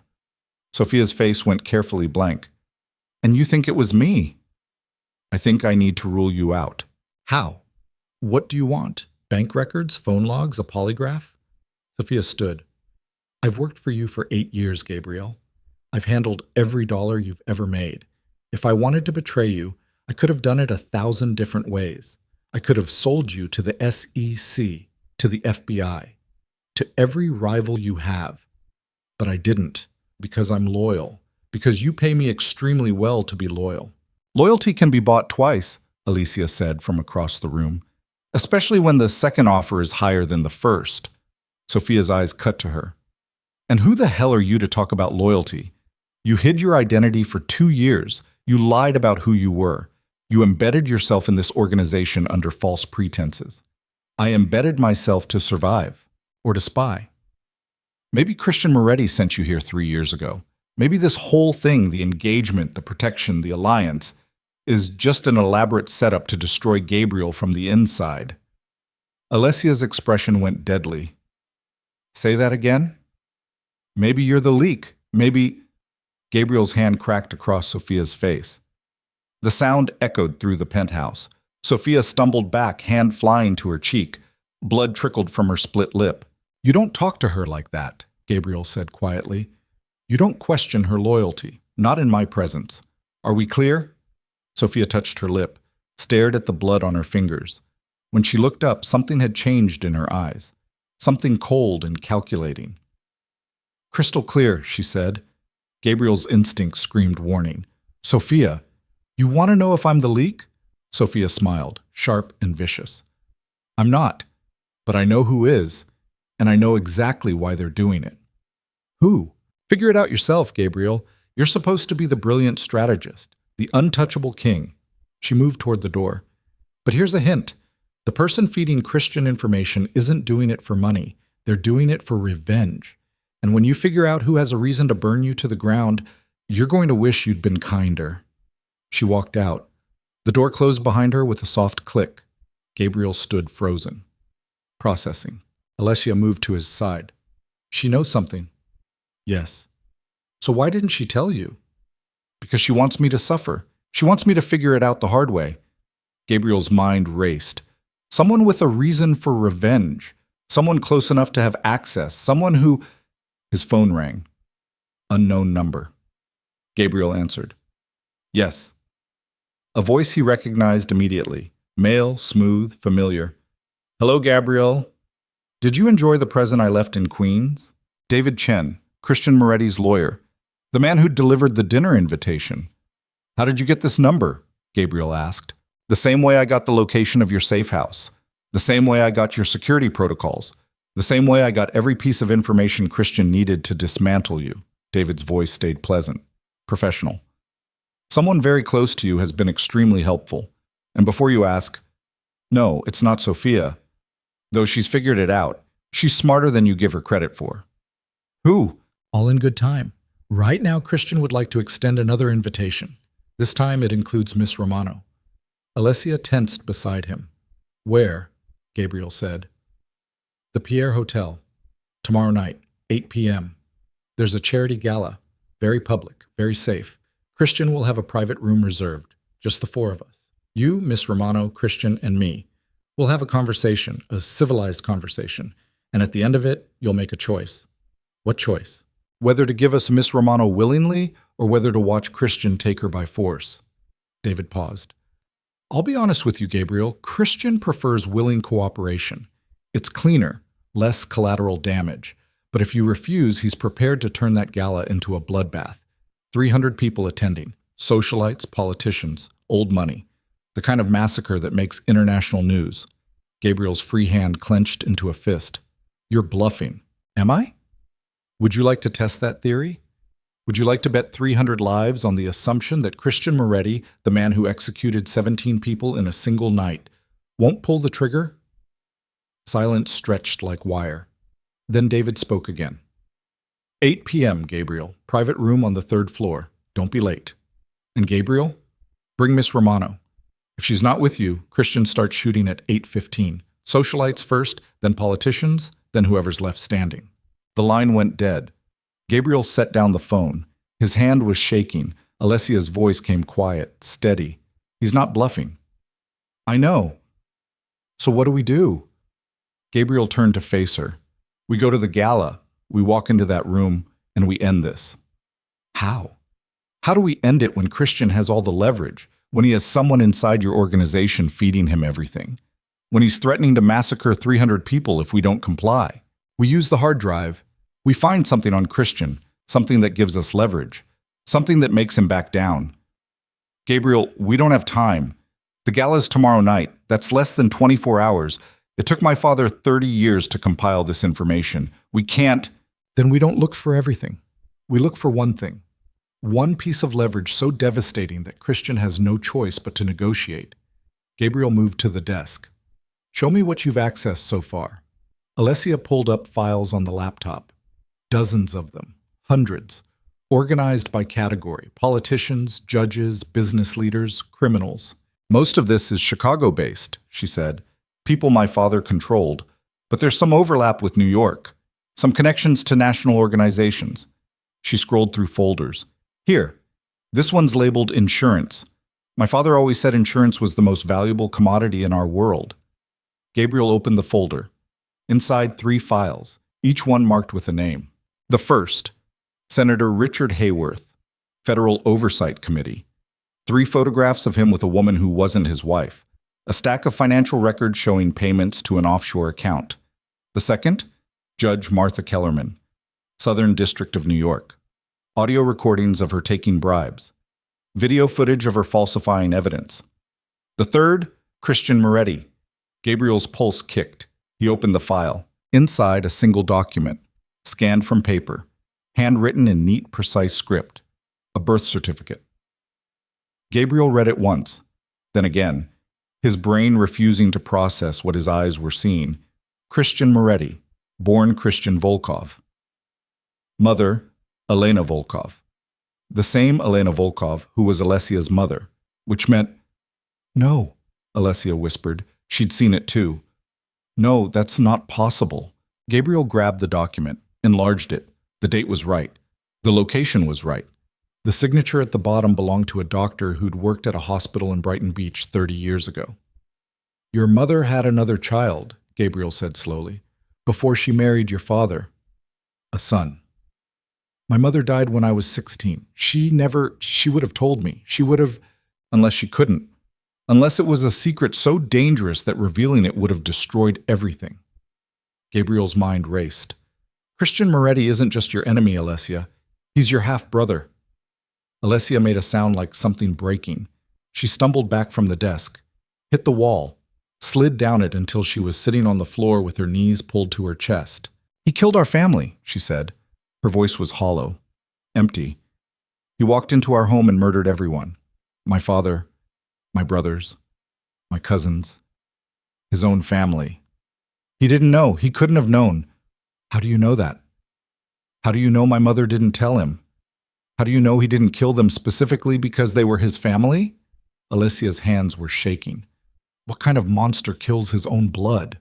Gabriel knelt beside her. "The kind who's been lied to his entire life. Christian thinks he's a Moretti. He built his identity on that name. If he found out the truth, if he found out his real mother abandoned him, gave him away, built a new family without him, so—" "Stop. Just stop." Alessia pressed her palms to her eyes. I can't process this. My mother had a child and gave him away. That child grew up to become the man who destroyed everything. And now he's coming for me. His own sister. Half-sister. Does the distinction matter when he's planning to murder me?" Gabriel didn't have an answer. His phone buzzed. Marcus. "Sir, we found something at the safe house.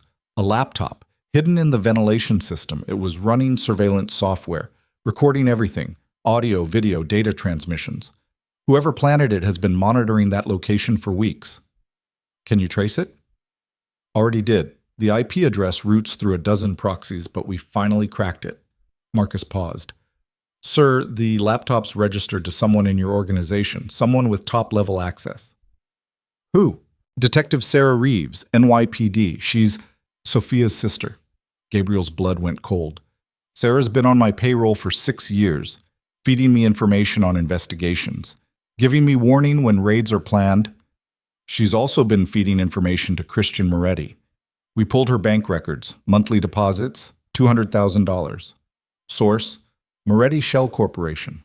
Gabriel ended the call, looked at Alicia. "It's Sarah," he said. "Sophia's sister. She's the leak." Alessia stood slowly. "Then we have a problem.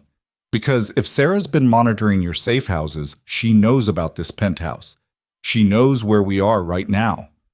As if summoned, the lights went out. Emergency backup kicked in 3 seconds later, dim red lighting that turned the penthouse into something from a nightmare. Gabriel was already moving, pulling Alessia to her feet, reaching for the gun he kept in the desk drawer. The elevator dinged. Marcus's voice came through Gabriel's earpiece. "Sir, we have a breach. South entrance. 4 armed individuals. They're coming up." "How did they get past security?" "They had access codes, current codes. Someone gave them the keys." Sarah. Of course, she'd have everything, every protocol, every failsafe. Gabriel grabbed Alessia's hand. "We're leaving, now." "Where? If they're in the building?" "The roof. We'll take the emergency exit." They ran. Through the penthouse, down the hallway, to the steel door marked Roof Access. Gabriel punched in the code. Nothing happened. He tried again. Still nothing. "It's been locked out," Alicia said. Sarah changed the codes. Behind them, footsteps. Heavy. Professional. Getting closer. Gabriel turned, raised his gun. Get behind me. Gabriel, be behind me, now. Alessia pressed against the wall. Gabriel positioned himself between her and the hallway, his finger on the trigger, his breathing steady despite his heart trying to break through his ribs. 4 men rounded the corner, armed with automatic rifles, wearing tactical gear, professional. Not Moretti's usual thugs. These were trained operators. The lead man raised his weapon. Gabriel fired first. The shot caught the man in the shoulder. He went down. The other 3 scattered, returned fire. Bullets punched through marble, shattered glass. Gabriel dragged Alessia down.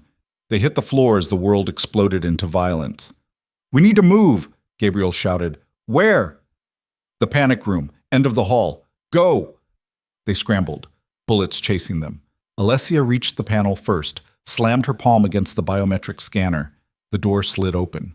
They fell inside. The door sealed behind them with a hydraulic hiss. Silence.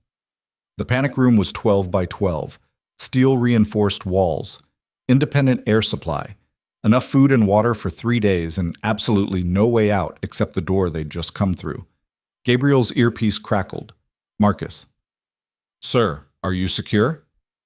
"For now. Status?" The assault teams pulled back. They're not trying to breach the panic room. They're just waiting. Waiting for what? I don't know. But sir, we have another problem. The gala at the Pierre. It's happening right now. Guests are arriving. Christian's already inside. Gabriel checked his watch. 7:30 p.m. They'd lost track of time. Been so focused on the hard drive and Sarah's betrayal that the deadline had crept up like a knife in the dark. Christian moved up the timeline, Brotteron, Gabriel said. The invitation said 8 p.m., but he's already there, which means... His phone rang. David Chen, Gabriel answered. I'm disappointed, Gabriel. You're not here. Miss Romano's not here. And it's now 7:32. David's voice stayed pleasant. Christian's decided to move up the schedule. The first guest dies at 7:45. That's 13 minutes. Unless you arrive in the next 10 minutes with Miss Romano, of course. I'm in a panic room. There's an assault team outside. I couldn't get there in 10 minutes even if I wanted to. Oh, I know. Sarah told us you'd probably retreat to the panic room. Very predictable. David paused. Here's what's going to happen. At 7:45, Christian will execute one guest. At 8 p.m., another. Every 15 minutes after that until you either arrive or he runs out of bullets. The question is, how many deaths can you live with, Gabriel? How many people have to die before you give Christian what he wants? Don't do this, David. Those people are innocent. No one at $1,000 a plate charity gala is innocent. They're rich. They're connected. They're exactly the kind of people whose deaths will make international headlines, which is precisely what Christian wants. Attention, spectacle, a message that says the Moretti cartel doesn't negotiate. What about the information on the hard drive? What if I told you I have leverage? Something that would destroy Christian if it went public. David laughed. You mean the birth certificate? The Elena Volkov connection? Sarah already told us you found it. Christian knows, Gabriel. He's known for 6 months. That's why he's doing this. That's why he needs Alicia dead. Because she's living proof that his entire identity is a lie. And lies like that, they're fatal in our world. The line went dead. Gabriel stood frozen. Christian knew. He'd known for months. The birth certificate wasn't leverage. It was motive. Christian wasn't trying to eliminate a Romano heir. He was trying to eliminate the evidence of his own origin. Alessia was sitting against the wall, tears streaming down her face. He's going to kill them. All those people. Because of me. Not because of you, because of him. Same result. She looked up, eyes red and desperate. Gabriel, we have to stop this. We have to... We're locked in a panic room with an assault team outside and a madman at the Pierre threatening to massacre a ballroom full of people. Tell me how we stop this. We give him what he wants. We give him me. No. Gabriel? No, I'm not handing you over to be executed. Then what? We sit here while he murders innocent people? While he proves to the entire world that you're powerless to protect anyone? Alessia stood, moved toward him. This is the only way. You open that door, you let me walk out, you tell Christian I'm coming, and you end this before more people die. If I let you walk out that door, you die. That's not negotiable. That's fact. Then I die. But at least those people live. Her voice broke. I've been running for 3 years, Gabriel, hiding, surviving. But I'm so tired. I'm so tired of being afraid, of watching people die because I exist. So let me do this. Let me end it. Gabriel grabbed her shoulders. Listen to me. Christian doesn't just want you dead. He wants you erased. He wants every trace of Elena Volkov's first family eliminated. If you walk out there, he wins. He gets what he wants. And your family, everyone the Romanos ever were, disappears like they never existed. Maybe they should. Maybe that's what we deserve for the blood we've spilled, the lives we've destroyed. That's grief talking. That's exhaustion. That's reality. Alicia shoved him back. My family was built on violence, on corruption, on breaking people until they had nothing left. My father was a monster, Gabriel. A brilliant, charming monster who taught me how to read balance sheets while his men buried bodies in the Pine Barrens. And my mother had a child and gave him away because he didn't fit into her new life. She chose us over him, and now he's destroying us for it. So maybe this is justice. Maybe this is what we've earned. You haven't earned anything except a chance to live. I don't want just a chance. I want certainty. I want peace. I want to stop looking over my shoulder waiting for the next attack. She moved closer. So here's what's going to happen. You're going to open that door. You're going to let me walk to the Pierre, and you're going to let me face my brother and end this. I can't. You have to. Because if you don't, those people die, and their deaths are on both of us, not just Christian, us. Her hands cupped his face. I know what I'm asking. I know what it costs. But Gabriel, please, let me save someone. Let me do one good thing before I go. Gabriel stared at her, at the woman he'd claimed as his, at the ghost who'd stepped into light only to be swallowed by darkness again. Every instinct screamed at him to refuse, to find another way, to fight. But she was right. The people at that gala were innocent, and their blood would stain his hands if he didn't act. There's a third option, he said quietly. What? Gabriel pulled out his phone, called Marcus. I need a car, armored, fastest you have, rear entrance, 2 minutes. Sir, you can't leave the panic room. The assault team will let us through because I'm about to give them what they want. Gabriel looked at Alessia. We're both going to the Pierre, together. But we're not surrendering. We're walking in armed and ready. And if Christian wants you, he's going to have to go through me to get you, literally. Alessia's eyes widened. Gabriel, that's insane. I know. But it's the only play we have left. Christian wants a public spectacle? We'll give him one. But it'll be on our terms, not his. Gabriel moved to the door, entered the code that would unseal it. The steel slid open. Outside, the assault team stood waiting, weapons raised, but not firing. The lead man, the one Gabriel had shot in the shoulder, spoke. Mr. Moretti said you'd come out eventually. He said to tell you the car's waiting downstairs, you and Miss Romano, no one else. And if we refuse, then I put bullets in both of you and deliver the bodies. Either way, Christian gets what he wants. The man smiled. But he's hoping you'll come willingly. More fun that way. Gabriel stepped out. Alessia followed. They walked past the assault team, down the elevator, through the lobby where security lay unconscious or dead. Out to the rear entrance where a black Mercedes idled. Sarah Reeves sat in the driver's seat. She turned to look at them through the partition, smiled. Get in. I'll take you to your execution. Gabriel and Alessia climbed into the back. The car pulled away from the curb, merged into Manhattan traffic, heading toward the Pierre Hotel, toward Christian Moretti, toward whatever end waited in a private room on the 3rd floor. Alessia's hand found Gabriel's, held tight. When we get there, she said quietly, I need you to promise me something. What? If it comes down to a choice, my life or yours, you let me go. You walk away. You survive.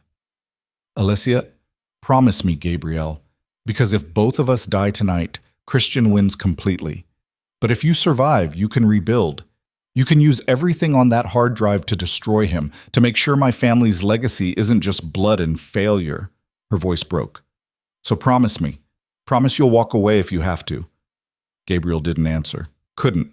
Because they both knew that when they walked into that room, only one thing was certain: someone wasn't walking out. The Pierre Hotel rose against the Manhattan skyline like a monument to wealth that didn't care about the blood spilled to build it. Sarah drove the Mercedes through evening traffic with the calm efficiency of someone who'd already decided how the night would end. Gabriel watched her through the partition, the set of her shoulders, the way her eyes flicked to the rearview mirror every 30 seconds. She wasn't just a driver, she was an executioner on a schedule. "How much did Christian pay you?" Gabriel asked. Sarah's eyes met his in the mirror.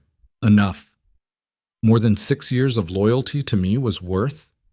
"Loyalty doesn't pay for my mother's cancer treatments. Loyalty doesn't cover the bills when the insurance denies claims for the third time." Her voice stayed flat, empty. "You paid me well, Gabriel, but Christian paid me better. And he promised me something you never could." "What's that?" "A clean exit. After tonight, I disappear. New name, new city, enough money to live comfortably for the rest of my life." Sarah took a corner smoothly. "You would have used me until I was burned. Christian's giving me a way out." Alessia spoke from beside Gabriel. "He's lying to you." "Maybe, but I've already made my choice." Sarah pulled up to the Pierre's service entrance. "We're here. 3rd floor. Private room at the end of the east corridor. Christian's waiting, so is everyone else." "Everyone else?" Gabriel asked. Sarah smiled in the mirror, cold and sharp. "You'll see." 2 men in black suits opened the car doors. Not hotel security. These were Moretti's people. Armed, professional. They didn't speak.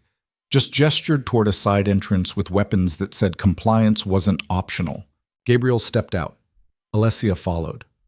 The night air was cold enough to make his breath fog. Around them, Manhattan hummed with life. Cabs honking, people laughing, someone singing badly outside a bar 2 blocks over. Normal city sounds, as if the world hadn't narrowed to this single moment. The men led them inside, through a service corridor that smelled like industrial cleaner and old carpet, up a back stairwell where their footsteps echoed against concrete, through a door that opened onto plush carpeting and crystal chandeliers. The 3rd floor. Music drifted from the main ballroom, string quartet, champagne glasses clinking, the murmur of 300 people who had no idea they were standing in a kill box. Gabriel caught a glimpse through open doors. Designer gowns, tailored tuxedos. People whose biggest concern tonight was whether the salmon was sustainably sourced. The guards turned away from the ballroom, led them down the east corridor, past closed doors, past security cameras that had conveniently stopped recording 10 minutes ago, according to the dark status lights. At the end of the corridor, double doors, mahogany, expensive. One of the guards knocked twice. David Chen opened the door. He looked exactly like he had on the phone. 40s, expensive suit, the kind of face that suggested law school and corner offices. But his eyes were dead, flat. The eyes of someone who'd watched people die and felt nothing. "Gabriel, Miss Romano, thank you for coming." David stepped aside. "Christian's been waiting." They walked inside. The private room was designed for corporate events. 20-foot ceilings, floor-to-ceiling windows overlooking Fifth Avenue, a conference table that could seat 30. But tonight, only 4 chairs were occupied. Christian Moretti sat at the head of the table.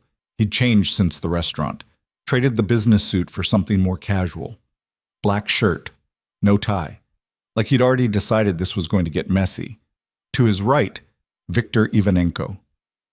Gabriel's blood went cold. Victor looked uncomfortable, trapped. His usual confidence replaced by something that looked almost like fear. His hands rested on the table, flat, deliberate, the posture of a man trying very hard not to make sudden movements. "Victor," Gabriel said quietly, "what are you doing here?" "He's here because I invited him," Christian said. He stood, smiled. The resemblance to Alicia was undeniable now that Gabriel knew to look for it. Same dark eyes, same sharp features, same predatory grace. "Please, sit." Gabriel didn't move. "You said this was between us." "It is.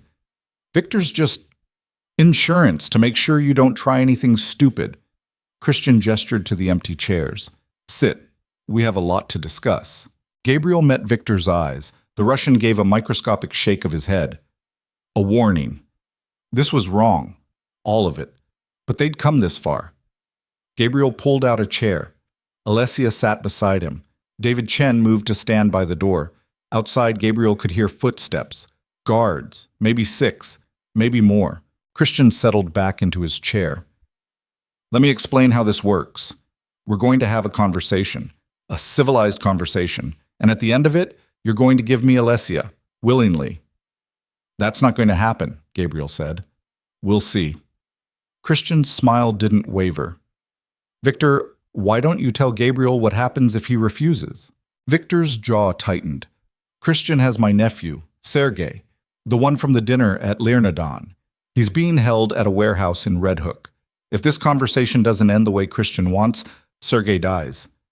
Not just dies, Christian corrected, gets dismembered on a live video stream that goes to every major syndicate from Moscow to Los Angeles. A message about what happens when people ally with Gabriel Castile against the Moretti cartel. Gabriel felt Alessia tense beside him.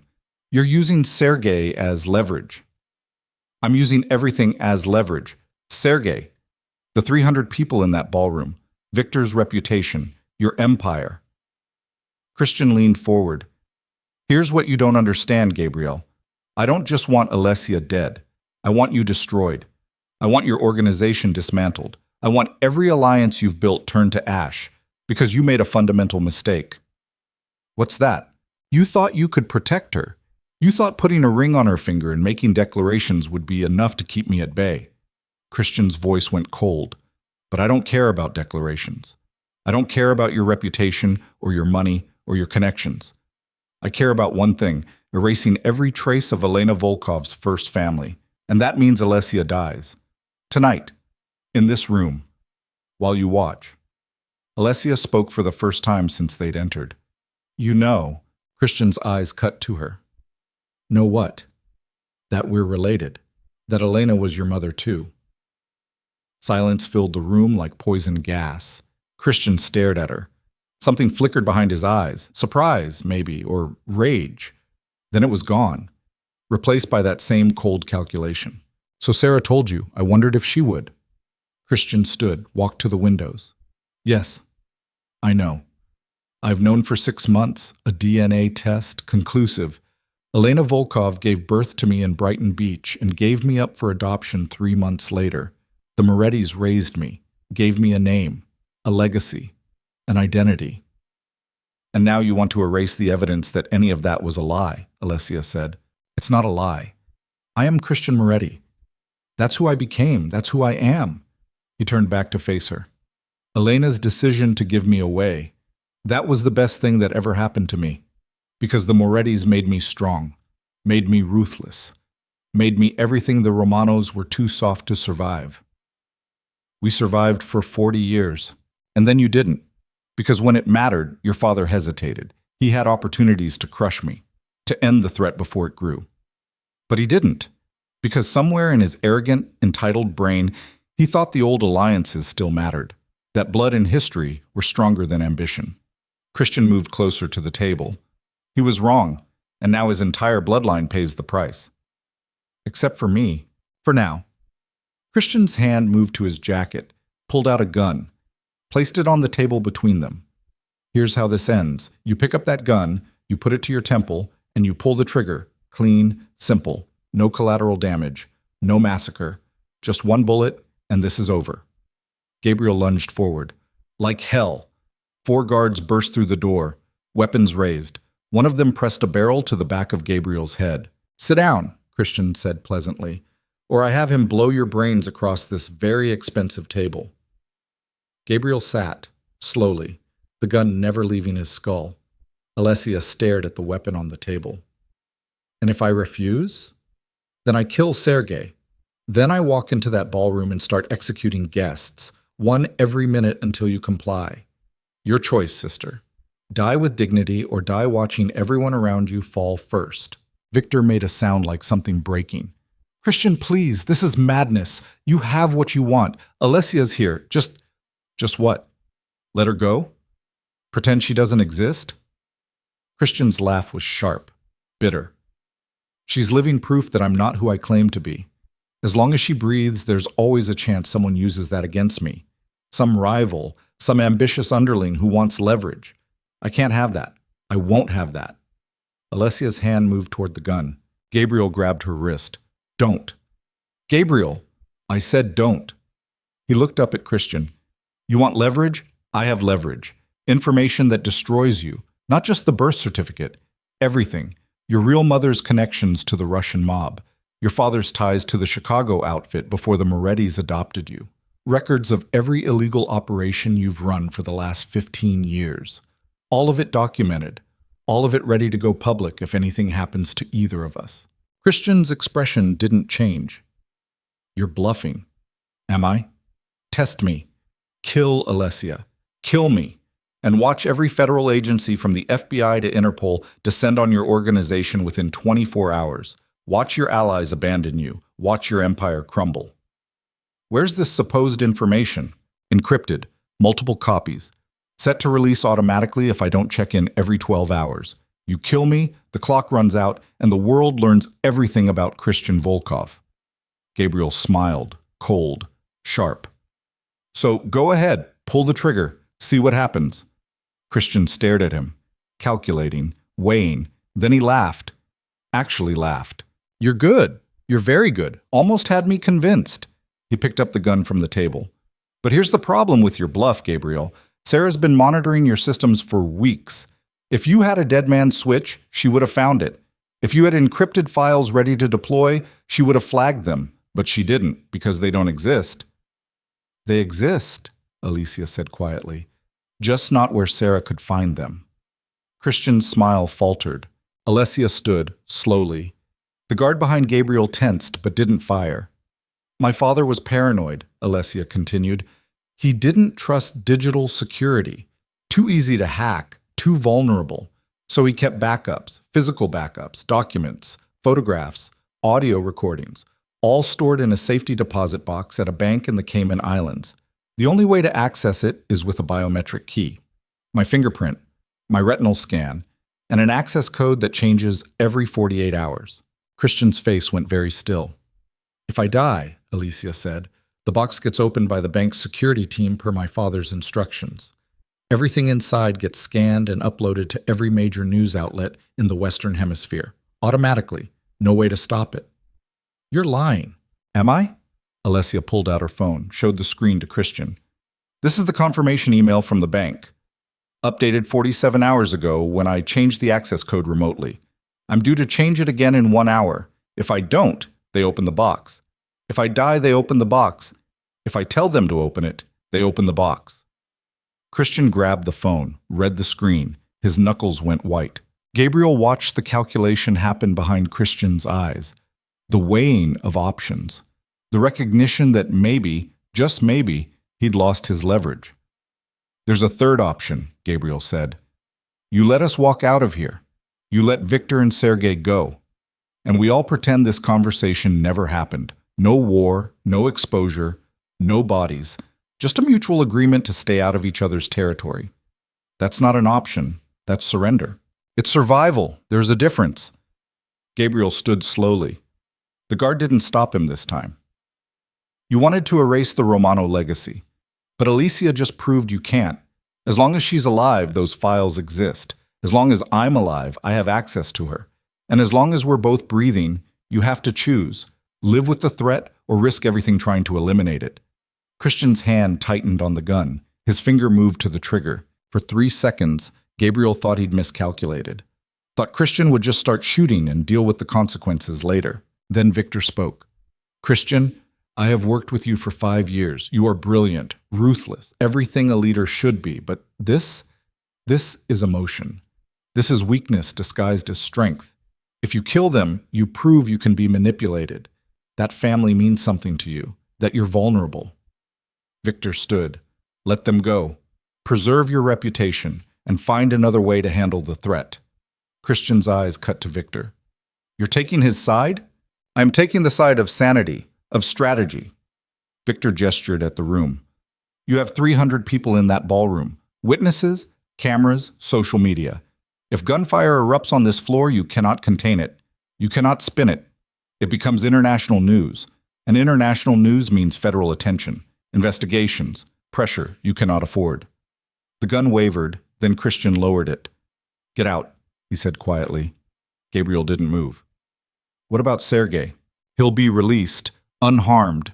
Christian's voice was hollow, empty. And Gabriel? This isn't over.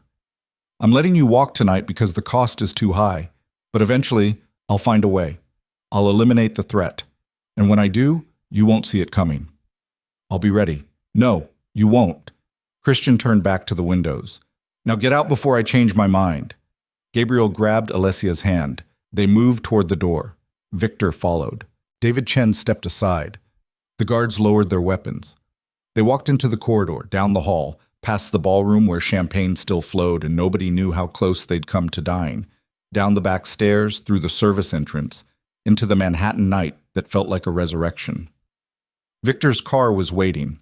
He climbed inside, turned to Gabriel through the open door. You made an enemy tonight who will never stop coming. You understand this, yes? I understand. Good. Then do not waste the time he has given you. Prepare, fortify. Because when Christian strikes again, he will do it from a direction you do not expect. Victor pulled the door closed. The car drove away. Gabriel and Alessia stood on the sidewalk, traffic rushing past, the city indifferent to the fact that they'd just walked out of their own execution. Alessia started shaking, just trembling violently like her body had been holding itself together through sheer will, and the will had finally run out. Gabriel pulled her close, felt her collapse against him. We're alive, she whispered. We're actually alive. Yes. How? How did that work? I made up the safety deposit box. The whole thing was a bluff. I don't have... I know. Gabriel's arms tightened around her. But he didn't, and that's all that mattered. Alessia pulled back, stared at him. What if he'd called the bluff? What if he'd just started shooting? Then we'd be dead, but we're not. We're here. We survived. Gabriel cupped her face. And now we use the time we bought. We prepare. Because Victor's right. Christian will come again. And next time we need to be ready. How do we prepare for someone who has infinite resources and infinite patience? By building something stronger than resources, stronger than patience. Gabriel's thumb traced her cheekbone. We build an empire that can't be touched, can't be infiltrated, can't be destroyed, and we do it together. Alessia's eyes searched his face. You're talking about marriage, actual marriage. I'm talking about partnership, about consolidating everything we have into something unbreakable. Gabriel pulled out his phone. Marcus, I need a full security sweep of every property we own. I need background checks on every person in the organization. Anyone with questionable loyalty gets cut. Anyone with family that Christian could leverage gets reassigned. We're locking down. Sir, what happened at the Pierre? We survived, barely. Now we make sure it doesn't happen again. Gabriel ended the call, looked back at Alicia. There's something else. The hard drive. The one from your father. We use it. Not as blackmail. As leverage for legitimate partnerships. We find everyone on that list who has reason to hate the Morettis. We build an alliance. An actual alliance strong enough to make Christian think twice about attacking. That's dozens of people, maybe hundreds. It'll take months. Then we take months. But we do it right. We do it smart. And when Christian finally makes his move, we're ready to crush him. Gabriel started walking, pulling Alessia with him. Come on. We need to get off the street. Where are we going? Somewhere Christian doesn't know about. Somewhere Sarah never had access to. Gabriel flagged down a cab, gave the driver an address in Brooklyn Heights. They rode in silence. Alessia's hand in his, the city streaming past the windows. The safe house was a brownstone that Gabriel had bought through 6 layers of shell corporations. Clean, secure, unknown to everyone except him. Inside, he locked the door, set the security system, checked every window. Only then did he let himself breathe. Alessia stood in the living room, still in the clothes she'd worn to the Pierre, still shaking slightly. We should have died tonight, she said, but we didn't. Why? Why did Christian let us go? It doesn't make sense. He had us. He had all the leverage. He hesitated because you made him doubt.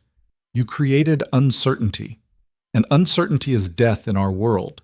He couldn't afford to act without knowing for sure whether those files existed. Gabriel moved toward her. You saved us, with a lie, with perfect execution, with exactly the kind of ruthlessness your father would have been proud of. Alessia's laugh was broken, bitter. My father would have had a real dead man switch, not a bluff held together with desperation and luck. Your father's dead, you're alive. I know which approach I prefer. Gabriel caught her shoulders. Listen to me. Tonight was hell. Tomorrow will probably be worse. But we're still here, still fighting, and that means we have a chance. A chance at what? Everything. Power, survival, revenge. His hands moved to frame her face. A chance to build something that outlasts the people trying to destroy us. To create an empire where you're not running, where you're not hiding, where you stand in the light and dare anyone to touch you.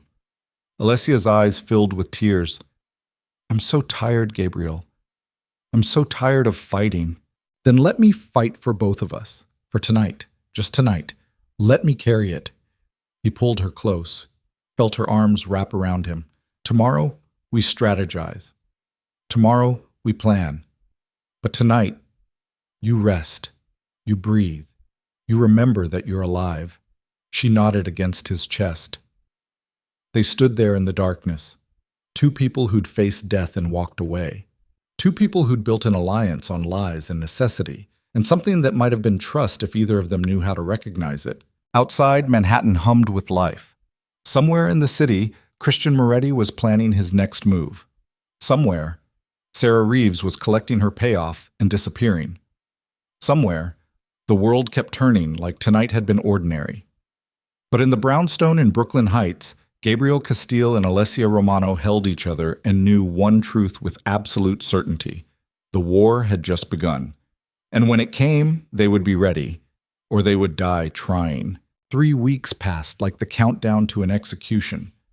Gabriel rebuilt his organization from the ground up.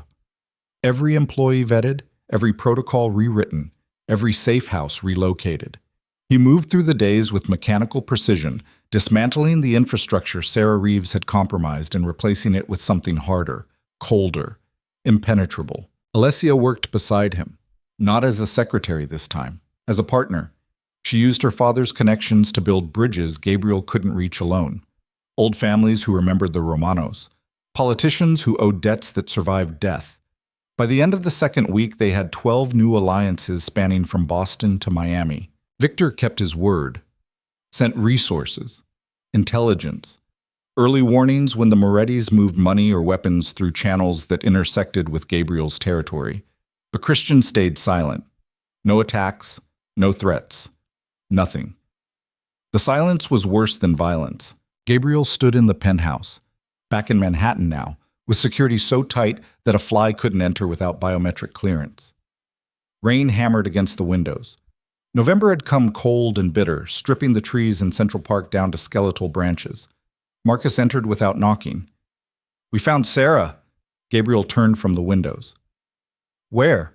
"Aruba. Living under the name Patricia Chen, married David Chen 3 days ago. They bought a villa on the beach with ocean views." Marcus set down a tablet showing surveillance photos. Sarah in a white dress, David in linen, both smiling like they'd gotten away with murder, because they had. "Do we move?" Marcus asked. Gabriel stared at the photos. Part of him wanted to send a team. Make it messy. Make it hurt. But Sarah was a symptom, not the disease. And revenge was a luxury he couldn't afford while Christian was still breathing. "Let her go," Gabriel said. "She's not worth the resources." Marcus nodded, started to leave, stopped. "Sir, there's something else. We intercepted communication between Christian and someone in the Chicago PD. He's been asking questions about Alessia, specifically about her childhood, schools she attended, friends she had, places she used to hide." Gabriel's blood went cold. He's looking for leverage, or he's looking for a way to hurt her that doesn't involve bullets. Marcus paused. "Sir, there's a name that keeps coming up in the intercepts. Elena Volkov. Christian's been visiting her grave 3 times in the last 2 weeks." Alessia appeared in the doorway. She'd been in the next room working on documentation for a weapons shipment. Now she stood frozen, her face pale. He's visiting my mother's grave? Her voice came out strangled. Marcus glanced at Gabriel. Gabriel nodded permission to continue. Yes, ma'am. Brighton Beach Cemetery. Always at night? Always alone? He brings flowers, white roses, stays for exactly 20 minutes, then leaves. Alessia moved into the room. Her hands were shaking. White roses were her favorite. She grew them in our garden in Chicago. My father hated them because the thorns were vicious, but she kept them anyway. Christian shouldn't know that, Gabriel said quietly, unless someone told him, someone who knew her before she became Elena Romano. Alessia's eyes went distant. My mother had a sister, Katya. She stayed in Brighton Beach when my mother moved to Chicago. They barely spoke after the marriage. My father didn't approve of the Russian connections, but Katya would have known about the roses, about the childhood details. Gabriel pulled out his phone. Marcus, find Katya Volkov, current address, known associates, financial records. I want everything. Already on it, we should have something within the hour. Marcus left. Alicia sank into a chair. He's mourning her. Christian's mourning the mother who gave him away, the mother he never knew. Or he's using the grave as cover, meeting someone there where surveillance is minimal. Gabriel sat across from her. Either way, it's a vulnerability, and vulnerabilities can be exploited. You want to use his grief against him. I want to use everything against him. Grief, rage, whatever keeps him coming back to that cemetery. Gabriel leaned forward. If Christian's meeting someone there, if he's building an operation through his mother's contacts, we can trace it. We can find his weak points. And when we do, we can end this. Alessia was quiet for a long moment. Rain continued to hammer against the windows. The city below was gray and cold and indifferent. There's another option, she said finally. What? I go to the cemetery, I talk to him, face to face. No guards, no guns.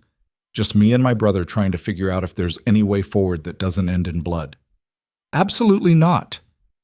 Gabriel, you think Christian wants a conversation?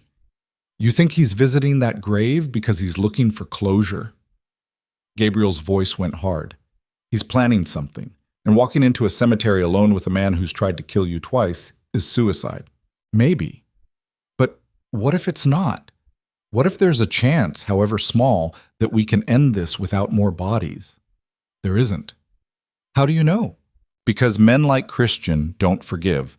They don't forget. They wait and they plan and they strike when you think you're safe. Gabriel stood, paced to the windows. You want to believe there's humanity in him, that the shared blood means something, but it doesn't.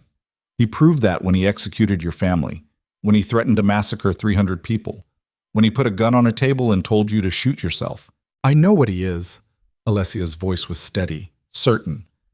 But I also know what I am, and I'm tired of letting fear make my decisions, so I'm going to that cemetery, tomorrow night, whether you approve or not. Gabriel turned. Then I'm coming with you. No, this has to be me, alone. If I show up with guards, he'll disappear, but if it's just me, if I prove I'm not afraid, maybe he'll talk. Maybe he'll let something slip. Or maybe he'll just kill me, but at least I'll know I tried. You're asking me to let you walk into a trap. I'm telling you I'm walking into it whether you let me or not. Alessia stood, moved toward him. I need you to trust me, Gabriel. Just this once. Let me handle this my way. Gabriel stared at her, at the woman who'd hidden in his shadow for 2 years, at the ghost who'd stepped into light, at the heir who'd faced down her brother with nothing but a bluff and survived. Every instinct screamed at him to refuse, to lock her down, to keep her safe even if it meant keeping her caged. But he'd learned something in the last 3 weeks. Alessia Romano wasn't a woman who could be caged. She was a force, dangerous and brilliant and absolutely unwilling to live on her knees. Fine, he said, but I have conditions. Name them. You wear a wire. I listen to everything. And the moment it goes wrong, the moment he makes a move, I come in with everything I have. Agreed. And Alessia? Gabriel caught her hand. If he kills you, I burn his entire world to the ground.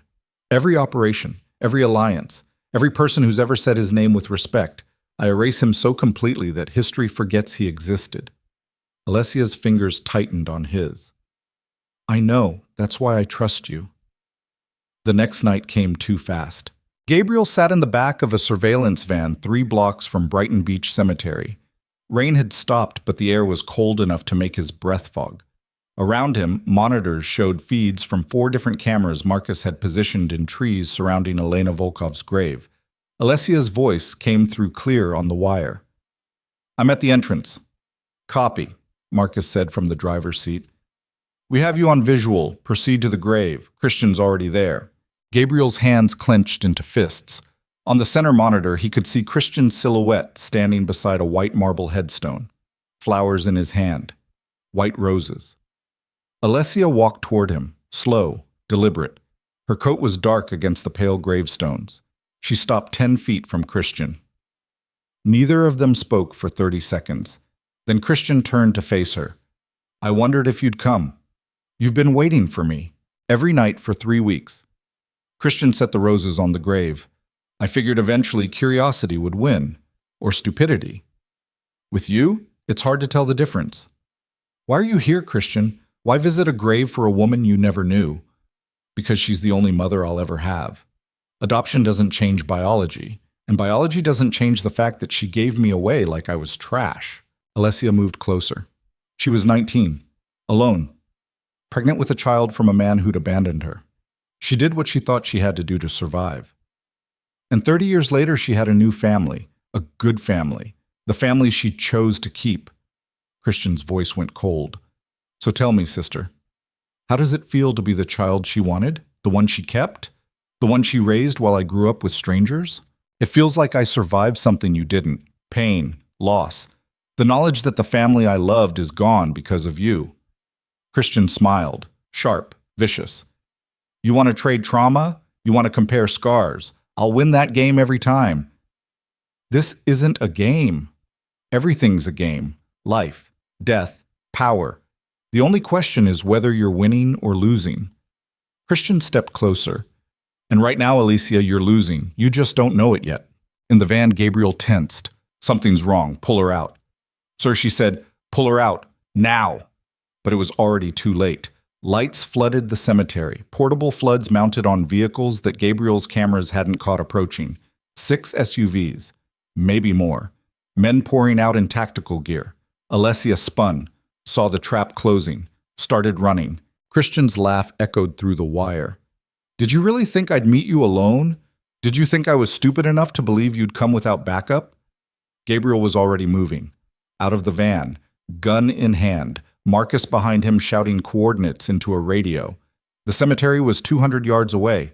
Gabriel ran like the devil was chasing him. Around him, his security team materialized from positions he'd set up as contingency. But they were outnumbered, badly. Gunfire erupted. Alessia's scream cut through the wire. Then nothing. Static. Gabriel's world narrowed to a single point. Get to her. Nothing else mattered. He crashed through the cemetery gates, saw bodies. 2 of Christian's men down, 3 of his own. Marcus taking cover behind a mausoleum trading shots with an enforcer Gabriel recognized from Chicago. And there sits Alessia. On the ground beside her mother's grave, blood spreading across her shoulder, Christian standing over her with a gun pointed at her head. Gabriel didn't think, just aimed and fired. The shot took Christian in the leg. He went down. The gun skittered across wet grass. Gabriel ran, reached Alicia, dropped beside her. I'm okay, she gasped. Shoulder, clean through, I'm okay. Christian was crawling toward his gun. Gabriel kicked it away, pressed his own weapon to Christian's temple. Give me a reason, Gabriel said. One reason not to pull this trigger. Christian looked up, blood streaming from his leg, but his eyes were clear, defiant. Because killing me makes you exactly like me. A murderer hiding behind justifications. I can live with that. Can you? Can you live with Alessia knowing you executed her brother? Her only living blood relative? Can you live with her looking at you every day and seeing a killer? Gabriel's finger tightened on the trigger. Alessia's hand caught his wrist. Don't. Alessia, don't, please. She was sitting up now despite the blood, despite the pain. If you kill him, This never ends. His organization comes for us. Our allies turn on us because we crossed a line, and everything we've built falls apart. He tried to kill you, and he failed, just like he'll fail every time, because we're stronger than him, smarter, better prepared. Alessia's eyes met Christian's, but if we kill him, we prove him right. We prove that we're no different, that power is the only thing that matters, that family means nothing. Christian laughed, bitter and broken. You think family means something? You think blood creates obligation? Our mother threw me away. Your father tried to pretend I didn't exist, and now you're trying to save my life because what?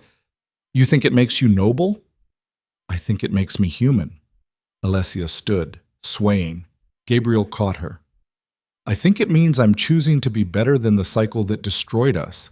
And if that's naive or stupid or weak, then fine. I'd rather be weak than become you. Sirens wailed in the distance. NYPD. Someone had called in the gunfire. Gabriel looked at Christian, at the man who'd tried 3 times to kill the woman beside him, at the brother who'd murdered his own family for power and pride. He lowered the gun. Marcus, secure him, get him medical attention, then hand him to the police. Sir? Do it. We're done running, done hiding. Christian attempted murder tonight. On camera, with witnesses. He goes through the system, publicly, legally, and when he's convicted, he spends the rest of his life in a federal prison where he can think about what family actually means. Christian's face went gray. You can't. I'll talk. I'll tell them everything about your organization, your operations. I'll bury you. Try it. I have 20 lawyers who specialize in making problems disappear. And you have a brother-sister duo with documented evidence of your attempted murder, plus the small matter of the Romano family massacre. I'm sure the FBI would love to reopen that investigation. See if they can find forensic evidence tying you to 17 counts of first-degree murder. Christian's expression crumbled. You're bluffing. Am I? Gabriel smiled, cold, final. You made a mistake, Christian. You assumed I thought like you, that I'd choose execution over justice. But Alicia's right. We're better than you. And that means you get to live with your failure every single day for the next 40 years.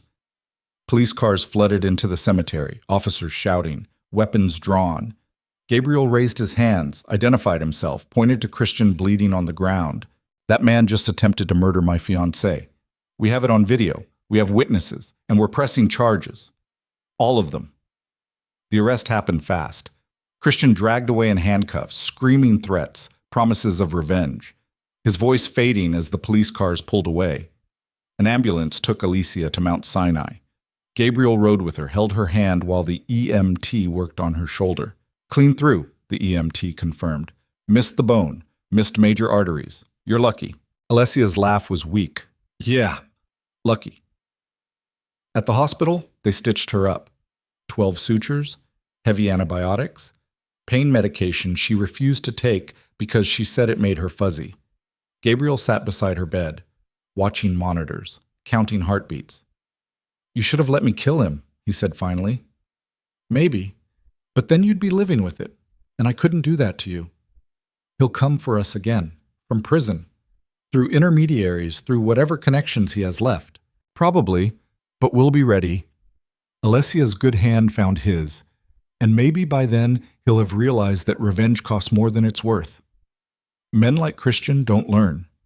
Then we teach him, over and over, until either he gets it or he's too broken to keep fighting.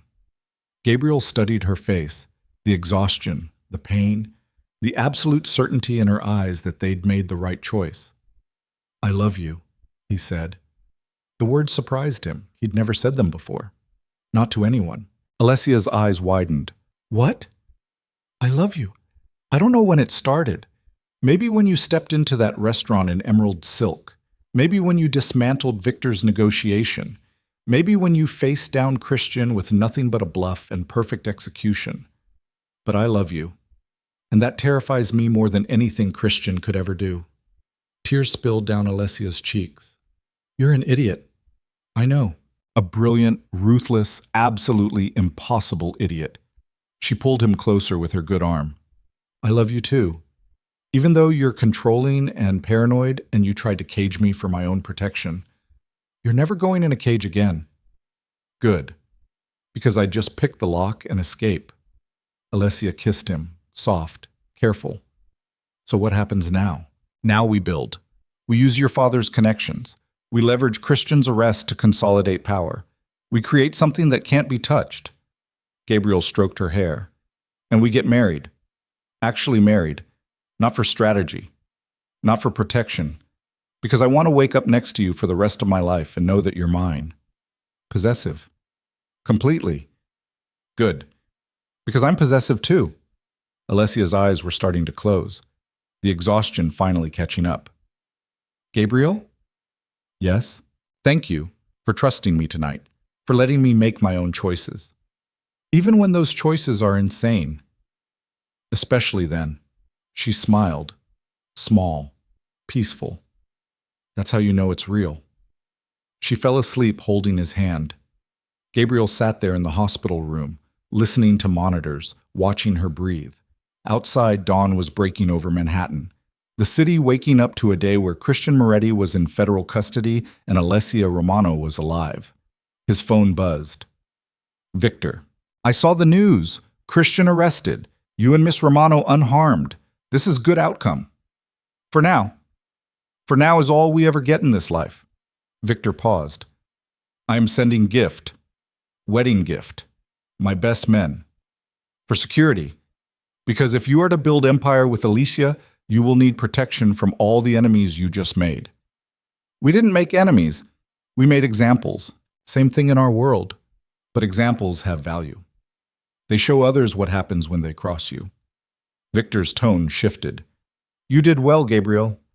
Better than your father. Better than most men I have known. Alessia is fortunate to have found you. I'm fortunate to have found her. Then do not waste it. Build something worthy of her sacrifice, of her courage, of her refusal to become the monster her brother is. The call ended. Gabriel sat in silence, thinking about the last month. The violence, the fear, the moments where death had been one trigger pull away, and the woman who'd faced it all and chosen mercy over murder. The weeks after Christian's arrest blurred into a kind of controlled chaos. Christian's organization fractured without him. Some lieutenants tried to seize power. Gabriel and Alessia dismantled them with surgical precision, using information from the hard drive to leverage alliances and crush resistance. By December, the Moretti cartel had been absorbed into a coalition of families spanning 6 states. Gabriel's empire didn't expand. It evolved, became something hybrid between the old ways and new strategy. Alessia's influence, her insistence that they could be powerful without being monsters. Sarah Reeves disappeared from Aruba 3 weeks after Christian's arrest. Her body was never found. David Chen was arrested in connection with money laundering and racketeering. Last Gabriel heard, he'd taken a plea deal and was serving 20 years in a federal prison in Colorado. Victor sent the security team. 12 men. Russian, professional, absolutely loyal because Victor had hand-selected them and paid them better than anyone else would. And in March, 5 months after the cemetery, Gabriel and Alessia stood in a small chapel in upstate New York with 20 witnesses and made promises that actually meant something. The ceremony was quiet, simple, nothing like the spectacle their world expected. But Alessia wore white silk and carried white roses, and when she looked at Gabriel, her eyes held everything that mattered. Marcus stood as best man. Victor attended via video call from Moscow. 3 of Alicia's mother's relatives came from Brighton Beach, cousins who'd survived the Romano massacre and had been too terrified to reach out until now. When the officiant pronounced them husband and wife, Gabriel kissed Alessia like they were the only 2 people alive. And maybe, in that moment, they were. The reception happened at the brownstone in Brooklyn Heights, the one where they'd hidden after the Pierre, where they'd planned their survival, where they'd fallen in love without realizing it. Late in the evening, when most of the guests had gone, Alessia found Gabriel on the roof. He stood at the edge, looking out at the Manhattan skyline. She moved to stand beside him. What are you thinking about? Endings? Beginnings? The fact that 6 months ago I didn't know you existed and now I can't imagine existing without you. Sentimental. Factual. Gabriel turned to face her. I spent 10 years building an empire, accumulating power, making myself untouchable. But I was empty. I didn't realize it until you showed up and gave me something worth protecting. Alessia's hand moved to rest over his heart. You gave me something worth fighting for, a reason to stop running, to stand still and build instead of constantly looking for the next escape. Do you regret it? Everything that happened? The violence? The fear? No, because it brought me here, to you, to this life we're building. She smiled. Besides, I'm not convinced the violence is over. Christian's in prison, but he's not dead. And men like him don't forgive. Let him try. We're ready this time. We are. Alessia pulled him close. So what's next for us? More empire building? More alliances? Something different. Gabriel's hands moved to her waist. I want to do something your father never did. Something the Romanos never even considered. What's that? Go legitimate, slowly, carefully, but actually clean. Move money into legal enterprises, real estate, tech investments, venture capital. Keep the power, but lose the bodies. Alessia stared at him. That's ambitious. And possibly impossible. Most things worth doing are. Gabriel smiled. But I have you, and you have your father's connections.